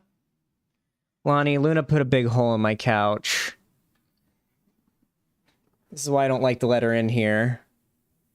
God damn it. It's a brand new couch. Anyway, yeah, it's like black fake leather. God damn it. Anyway, with that said, basically, well, there's no point taking her off now. The couch is no longer in pristine condition. Guess that's what I get for having a cat. Send Zan money, people. He needs a new couch. I need money for more urgent and important things than a couch. But yes, definitely send money. I feel like I'm on the edge of a nosebleed. I don't know why, but my nose won't stop feeling like it's about to start bleeding. It's so annoying. I hate having chronic nosebleeds. It's the worst.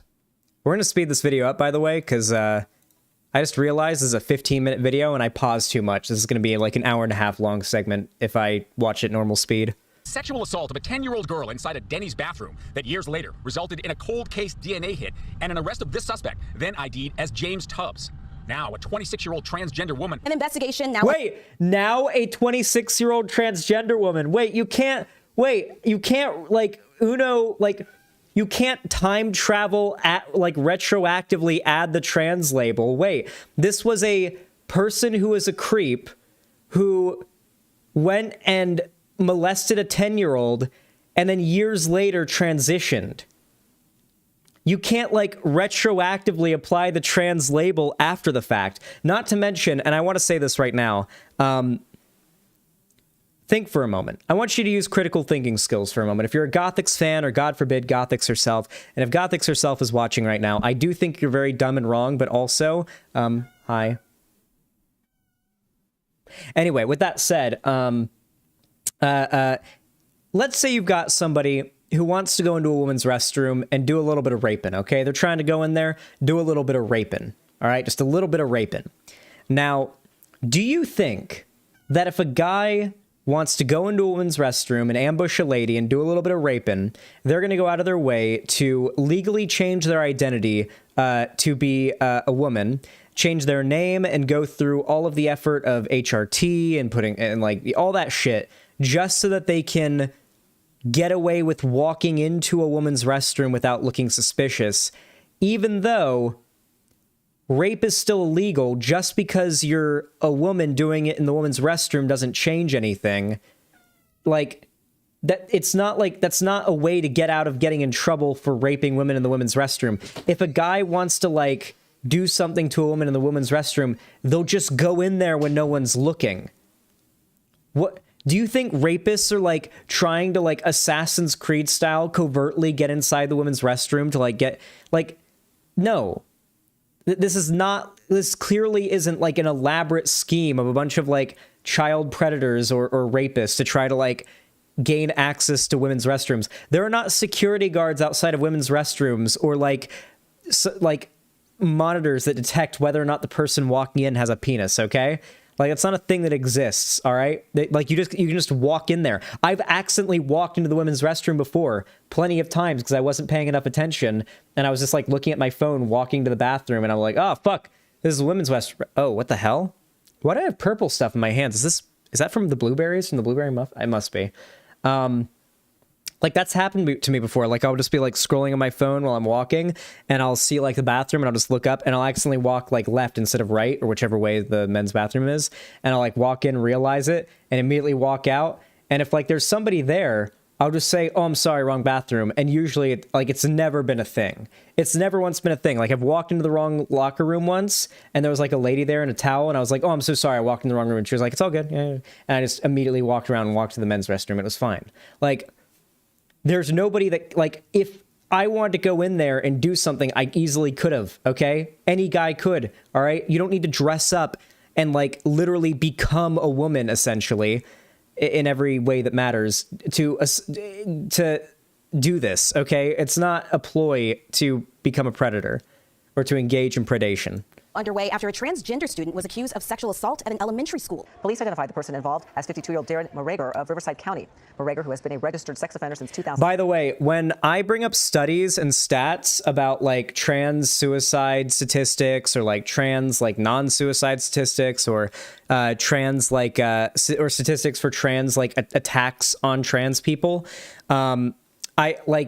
I bring up data and I bring up studies and I cite academic institutions like the American Society of Pediatrics, the United Nations National Health Service. Like I cite like actual studies and organizations and whatnot.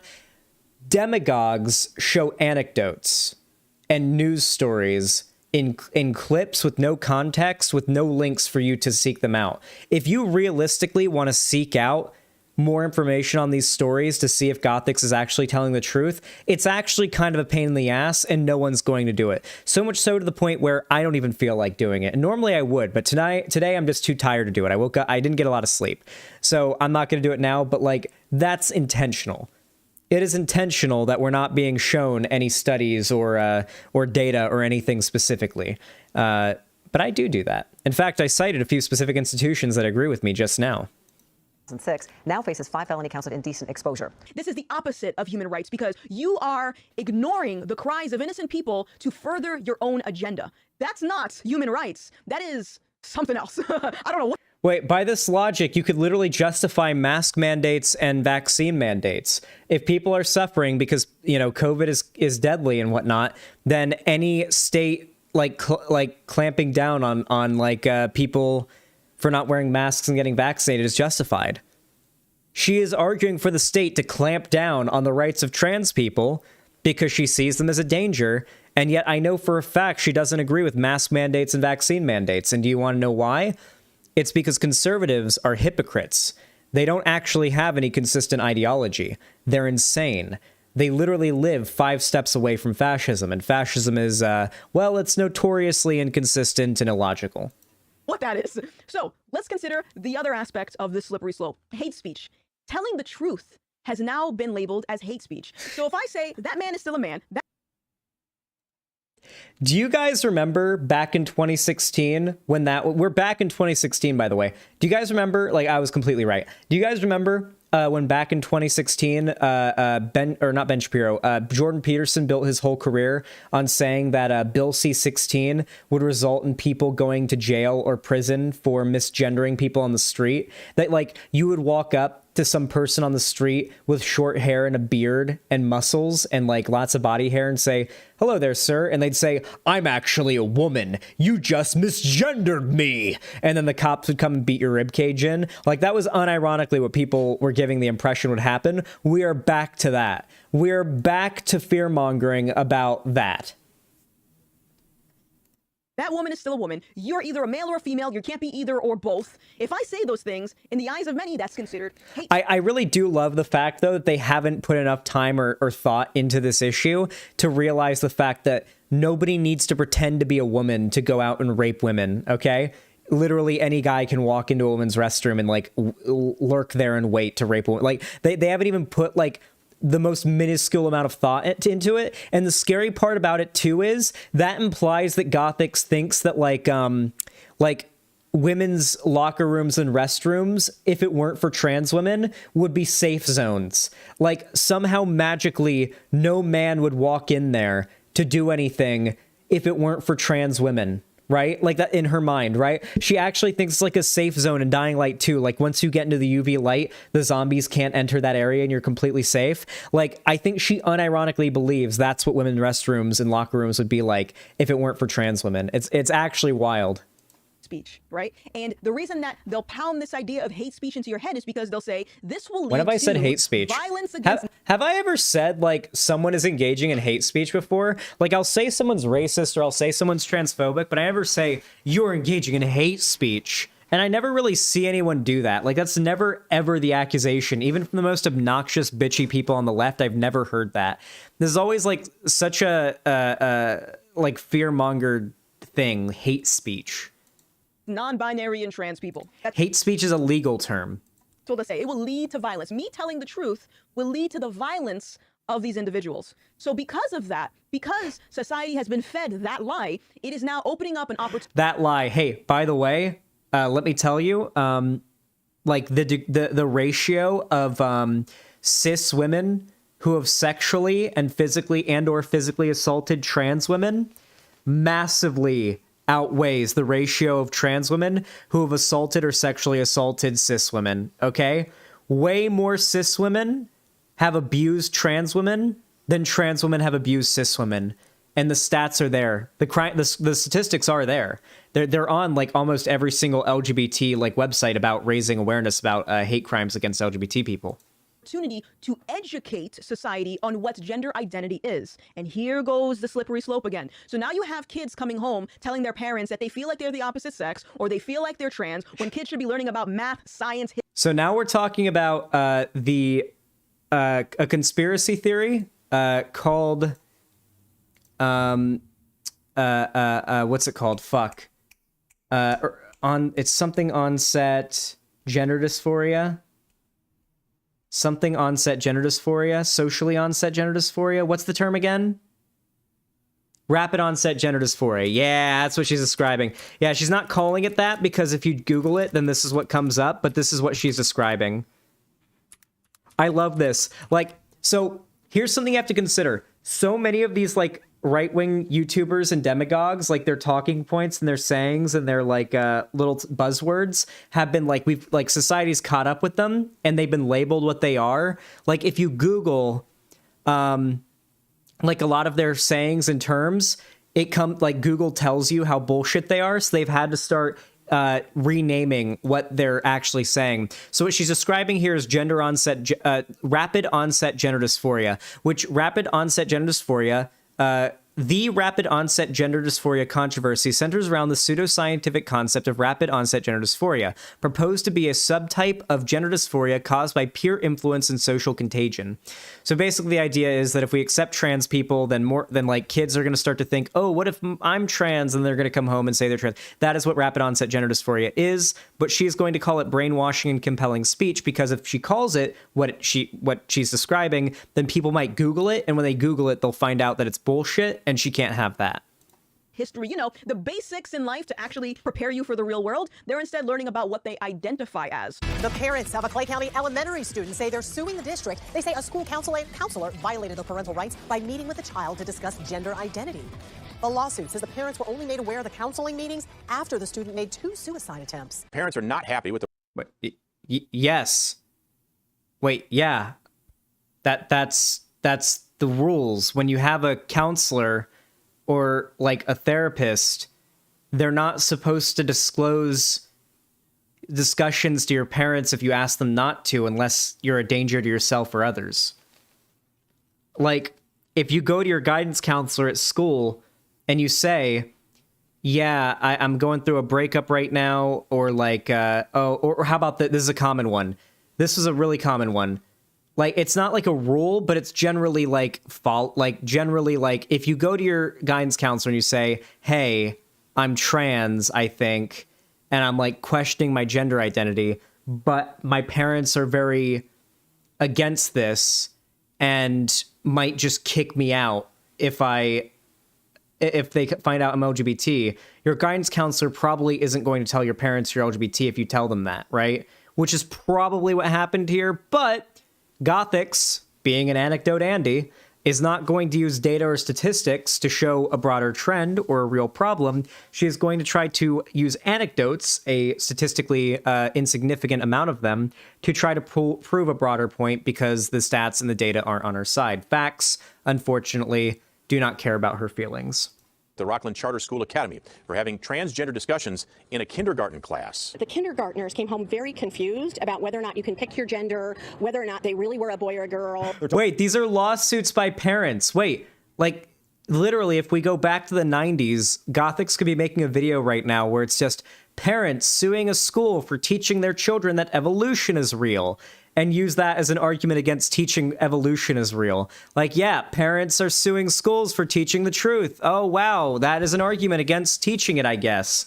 Like, this is the level of engagement conservatives operate on. Daughter claims she has experienced gender confusion, which, according to her parents, was mostly due to peer pressure. School executives then met with the young girl and allegedly encouraged her to explore her feelings of gender fluidity without the parents' consent. You can't smoke, you can't drink, you're technically not allowed to see a rated R movie, but here we are with young kids thinking that they are the opposite sex. So this is the same argument they made back during like the gay thing, by the way. Like back when like it was not socially acceptable to shit on back when it was socially acceptable to shit on gay people, like you could actually like have a radio station and your whole show was just shitting on gay people.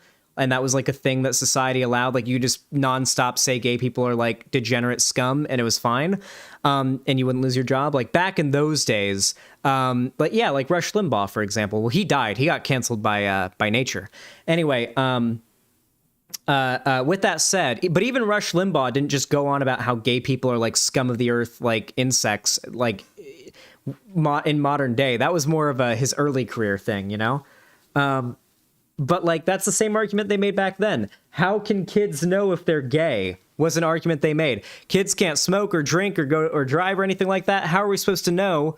How are they supposed to know who they're attracted to? That was the argument they used to make.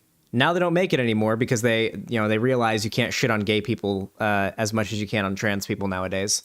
So from there, this is causing agitation between the school board and the parents. So now the parents want to know, why are you teaching our kid about different pronouns and identifying as the opposite sex when they know damn well what they were born as? And in some states, if a child goes to their parent and says, Mommy, Daddy, I feel like I'm the opposite sex, and that parent doesn't start addressing that in terms of getting them on hormones or trying to adapt them to their new identity, they can actually get in trouble with the state. Did you know that? So now what is happening is the state. Yeah. If it's demonstrated that like the parents not allowing the child to seek gender like identity like treatment for their gender dysphoria is causing them to like have suicidal ideation, depression, and suicide attempts, then yes. Just like if a parent had a child with depression, like suicidal depression, and refused to take them to get it taken care of, and the child had like multiple suicide attempts, then yes, the state would eventually say, you got to do something about this or the kid's going to kill themselves. You're abusing your child. Yes, this is a thing. This is a standard we've had established for a long time. If parents are unwilling to get their kids medical treatment that could threaten their lives, and sometimes, yes, the state steps out and does what the parents are not responsible enough to do. It's why we have laws in place to protect children from bad parents. Is claiming that they have authority over how you raise your child. And by the way, while this is all happening... Yes, wait, what? The state does have authority on over how you raise your child. Absolutely. Yes. If the state finds out that a parent is giving their kids cigarettes and Valium like Eminem's mom did, then that would be illegal, you know? Like yes, we have plenty of already existing things in our government and in our laws that exist that you don't really probably have a problem with that tell parents how to parent their kids.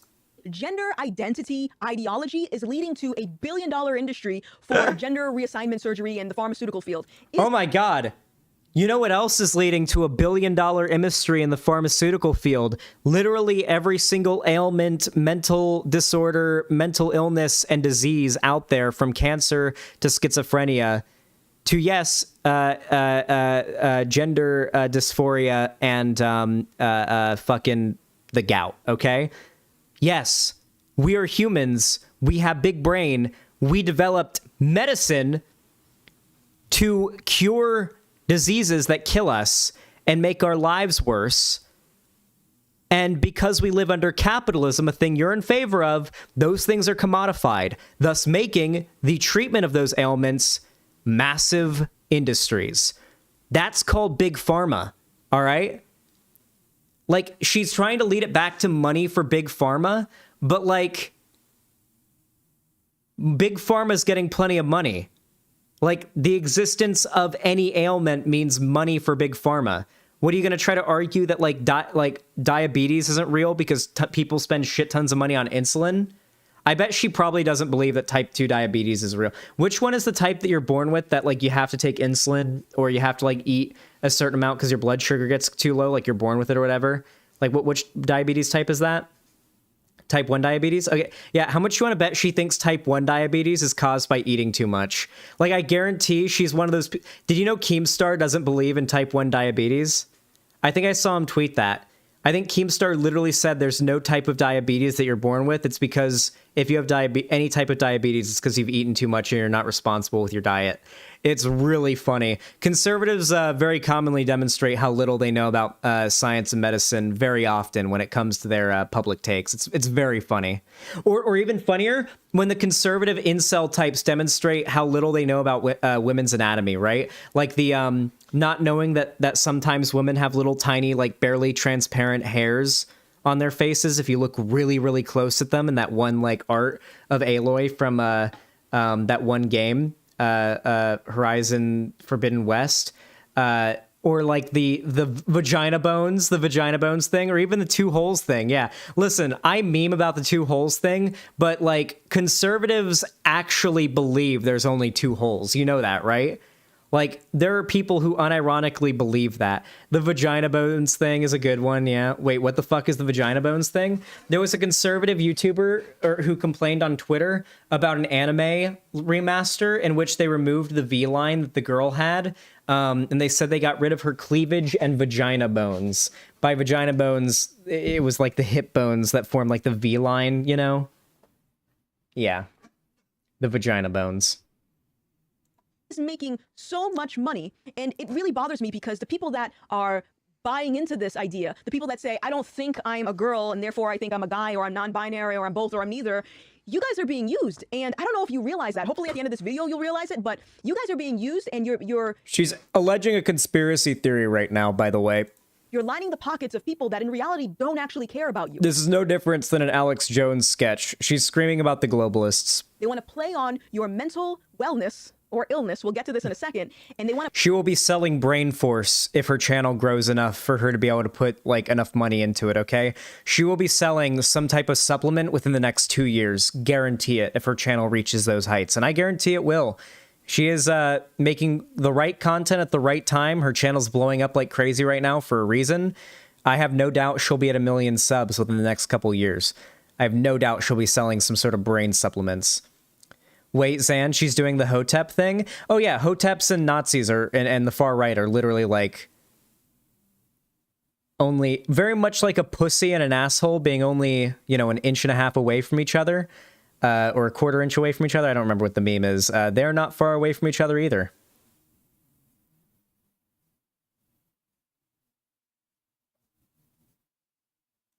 to play on this so they can line their pockets. If they actually cared about you, they wouldn't be telling you to lie. In the eyes of gender identity, telling the truth is considered hate speech. And because of that, it's led to legislation that is now requiring psychologists to lie instead of push back on their clients. Hey, do we want to talk about how right now they just passed the Don't Say Gay bill? It looks like it's going to go through. It looks like just about any material that is pro-LGBT or frames out being LGBT in a positive way is going to be banned from Florida schools. Not to mention right now in Texas, and in a lot of other right-wing states, they're pushing the anti-CRT laws in which they're banning the reading of Martin Luther King and Ruby Bridges. Like, they're not just banning, like, critical race theory, they're banning literally anything that teaches about slavery or Jim Crow or redlining or like segregation or any of that. They are actively... It's the Don't Say Gay bill. Yeah, that it's passing. Yeah, it just passed its final committee. The Don't Say Gay bill. It's gonna pass in Florida. Like it's like beyond 99% chance it passes in Florida now. It's passed its final committee. It's more or less just needs to be implemented. So yeah, the Don't Say Gay bill. Yeah. Oh, and the Don't Say Gay bill will also force teachers to out LGBT students to their parents. So if a student comes out as LGBT to a teacher, the teacher will now be legally forced to tell the parents, which will obviously result in a lot of kids getting disowned by their parents and made homeless, or sent to like conversion therapy, stuff like that. So yeah, we're heavily pushing right now on the legislative level against LGBT right now. Like LGBT kids in particular are getting it really hard right now through the through the law. And right now, culturally, we're seeing an unprecedented push against LGBT people and LGBT kids, especially right now as well. I'm telling you, we haven't seen anything like this since the year Trump got elected. We're going back. We're going back. I've been calling it for a while. The right, and not to mention the right, are going to absolutely destroy it in the midterms. We're going to see the right have a comeback like none other in the midterms. It is going to be insane. The right is going to have a massive comeback in the midterms. They're going to win like crazy. The left, the normies, the liberals, the left, they have been back to brunch since Biden got elected, and they're going to let fascism come right on back, just like they always do, because they get nice and content when there's not a crazy right-winger in power. Or tell the truth. So this is resulting in what you call gender-affirming doctors. And that's not a thing, by the way. But let me explain what it is if I think... That's not a thing, by the way. Take my word for it. Listen, Old Man Laundry made a really good video about credibility here. You are meant to just take her at her word here. When you watch her video, you are supposed to assume that she is super smart. Hey, chat, I'm not going to try to, like, give you guys any false impressions. I'm a dumb fuck, okay? The people that I'm citing are the smart ones, okay? I'm just at least smart enough to understand that I'm not smart enough to know more than the smart people who know more than me. And I cite the smart people who know more than me. I'm a guy, and I go to one of these doctors, and I tell them I feel like I'm a guy. They'll go, okay, here's your stamp of approval. Go get your hormones, go have your surgery, have fun. That's not therapy. That's someone agreeing with me. That's someone lying.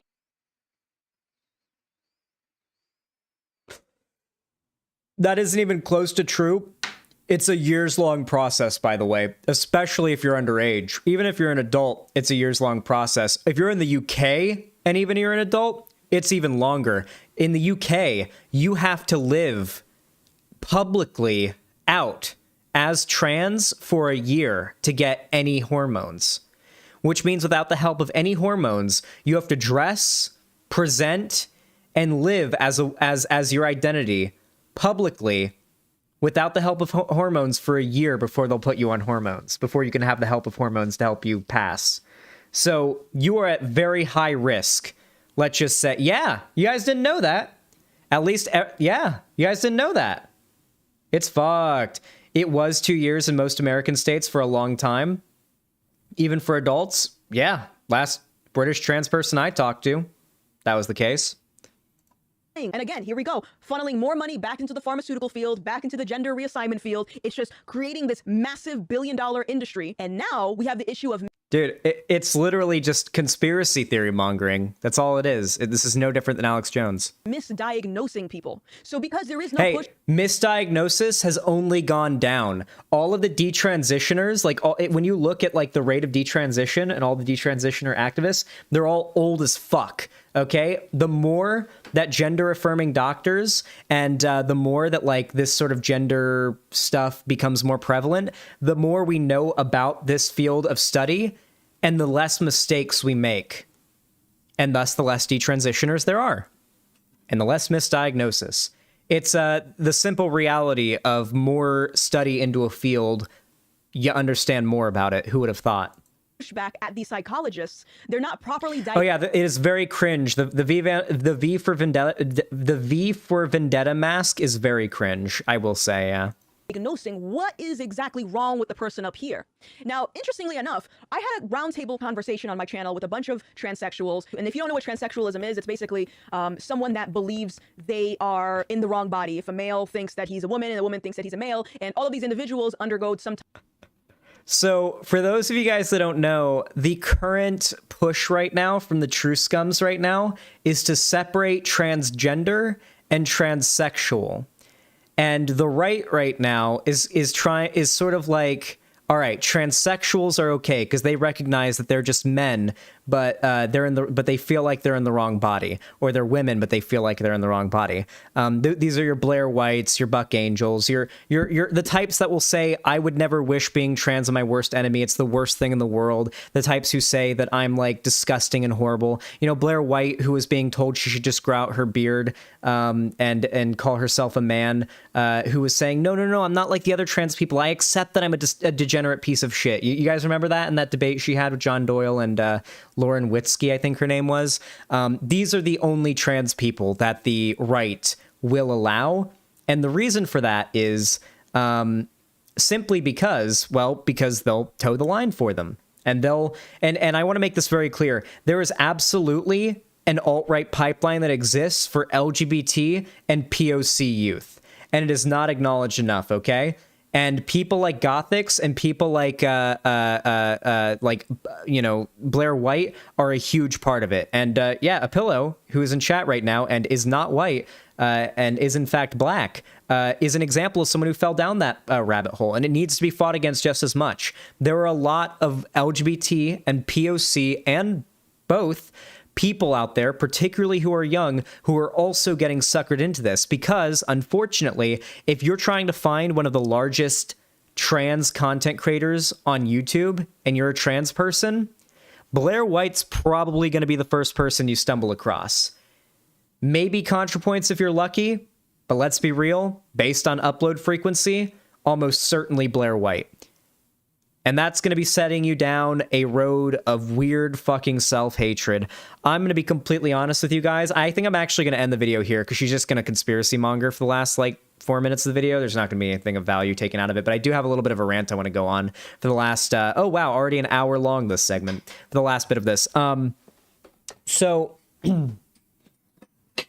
people like this rely on you believing that they know everything in the world. They are trying to trick you into thinking that their word is worth shit, okay?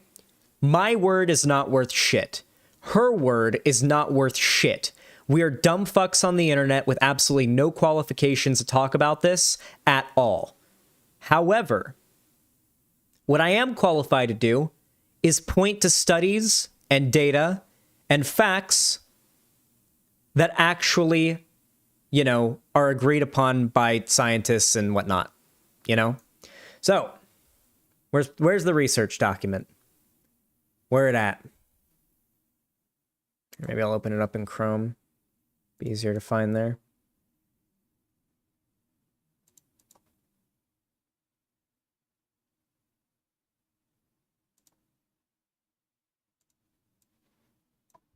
There we go. Here. So, we got Vash's research document here, okay? This is seen as like a pretty good go-to resource if you want to like it's just a good aggregation of like the data on these issues. So highly recommend having that saved in your taskbar if you're ever debating people. It's just a very useful tool. Rose Wrist helped put this together and it's very nice. Also go say nice things to Rose Wrist because they're pretty cool. They're very good at research. Anyway, This is an incomplete list of reputable scientific and social organizations which affirm the validity of transgender people, that transness is not an illness, that trans people are deserving of respect and equal rights, etc. This also serves as a list of the institutions which recognize the difference between sex and gender.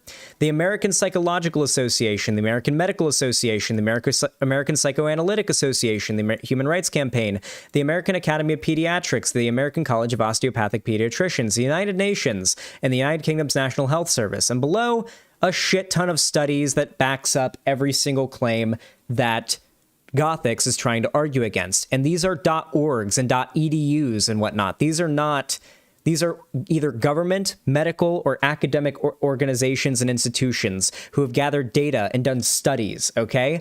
As opposed to Gothics here, who has a cute little graph she made and a bunch of anecdotes she pulled out of her ass, okay? Link.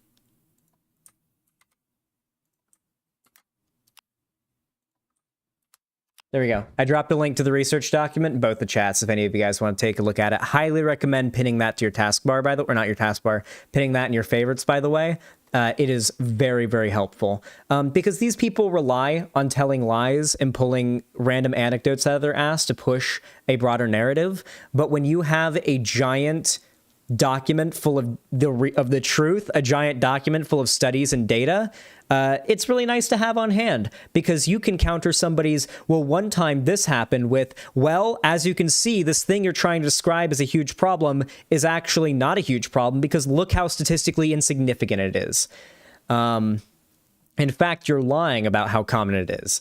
It really is helpful just having the resources there on hand to call out their lies in real time because they do rely on how slow it is to debunk a lie as opposed to tell a lie.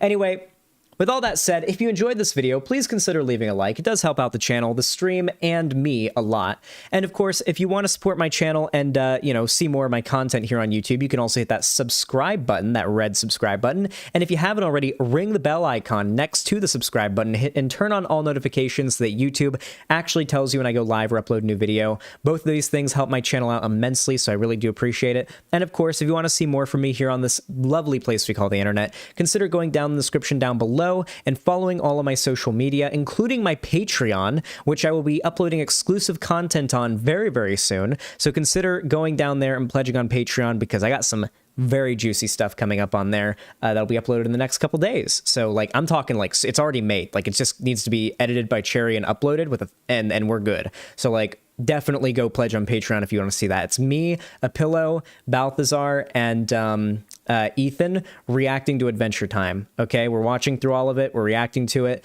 and we're doing it copyright friendly and everything. Don't worry, it's done, not in a weird sussy way. We're not stealing content and re-uploading episodes of a show. It's just us reacting to it, and then you sync up the timestamp to what we're watching, so you watch your legal copy at the same time as us. And display our reaction to your legal copy at the same time. It's how it's done. And, I think it's a good time. So if you want to watch that, consider pledging on Patreon. And besides that, if you want to support me financially, you can donate, subscribe, or gift a sub over on my website. You can super chat, super sticker, or become a channel member over on YouTube. You can donate TTS donation or do a media share donation through Streamlabs. Or finally, you can donate to me through, I think you can donate to me on Twitch as well. You can also subscribe on Twitch. With all that said, thank you all so much for watching and have a good one. Yay, we got some segments out today. That's good. All right, everybody. You know what time it is? Smiling Friends watch party after stream. I'd ideally be down for another session of recording Adventure Time, another 3 episodes at least. Depending on if Ethan and Balthazar are up for it, because I'd like to get another few down at least, because I want to actually pump out those uploads frequently and make it really worth pledging on Patreon and giving me $5 a month or whatever.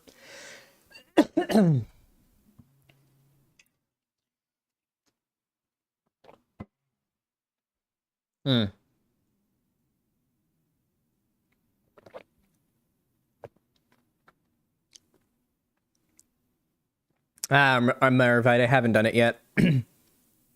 Too high budget, okay? The cost of recording a pre-recorded outro would be just too high budget. You guys got to donate more for that. What's up in Ukraine? Let's check on that.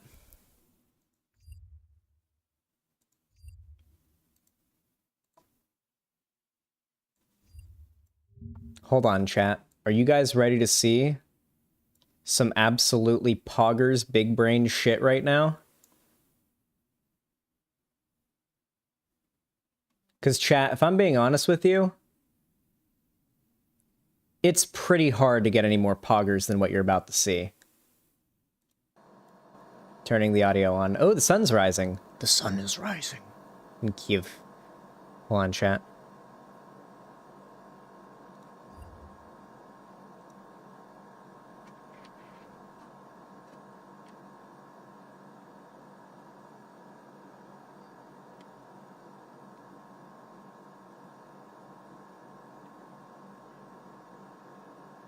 Hey Lonnie, I'm pretty hungry. Could you make me Oh, I think she's asleep. I just realized I think she's asleep.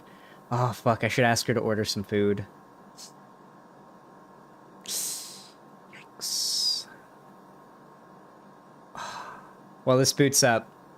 Well, Steam. Oh wait, Lonnie, you're up. Oh, hey Lonnie, can you order some food?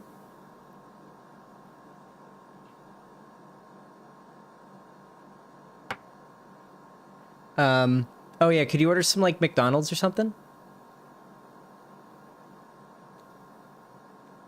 Just pretty hungry. What do you want? What do you want? I already answered that. Yes, a pillow, please. I asked that earlier, but I didn't get a response.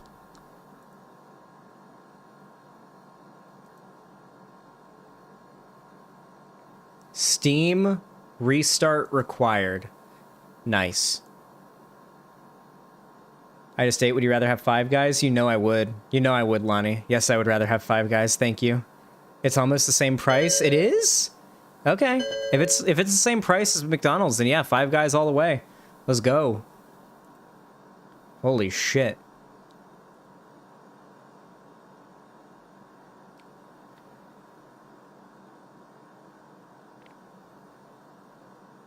Vosh played 18 minutes of Elden Ring recently. I guess he hasn't just been playing Elden Ring.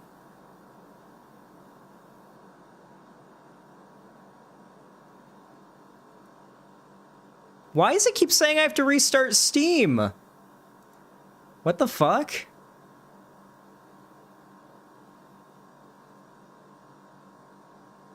What happened?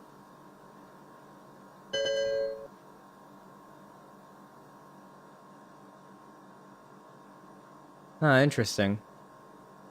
My Steam did that recently too. Let's see if it works now. Nah, it just keeps doing that. I gotta close Steam all the way, I guess. Oh wow, once I do it, it doesn't let me restart. It doesn't even let me click out of that. Gives me that little fuck you noise. God, fuck off with that noise. I'm gonna punch a hole in my monitor. That is the most infuriating noise possibly ever. I restarted it 3 times, Zeta Freeman. I restart Steam, and then it gives me the same error once it's done restarting.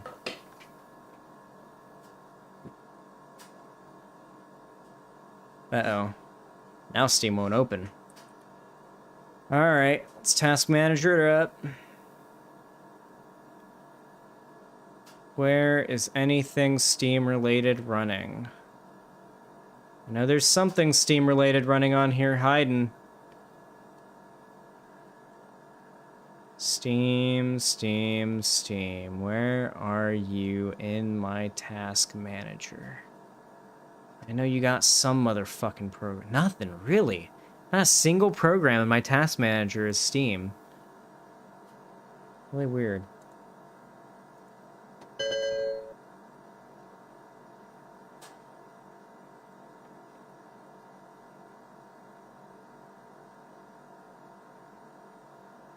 Okay, let's see if it works this time.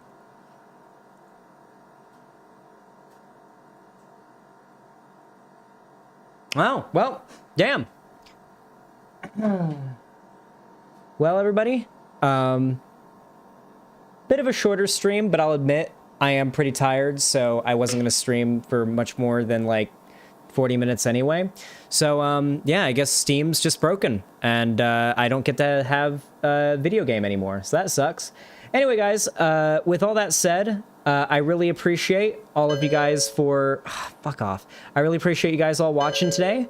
It's been a pretty good time. I'm glad to say that nothing bad happened in Ukraine, as far as I'm aware, during this stream. At least nothing that was reported.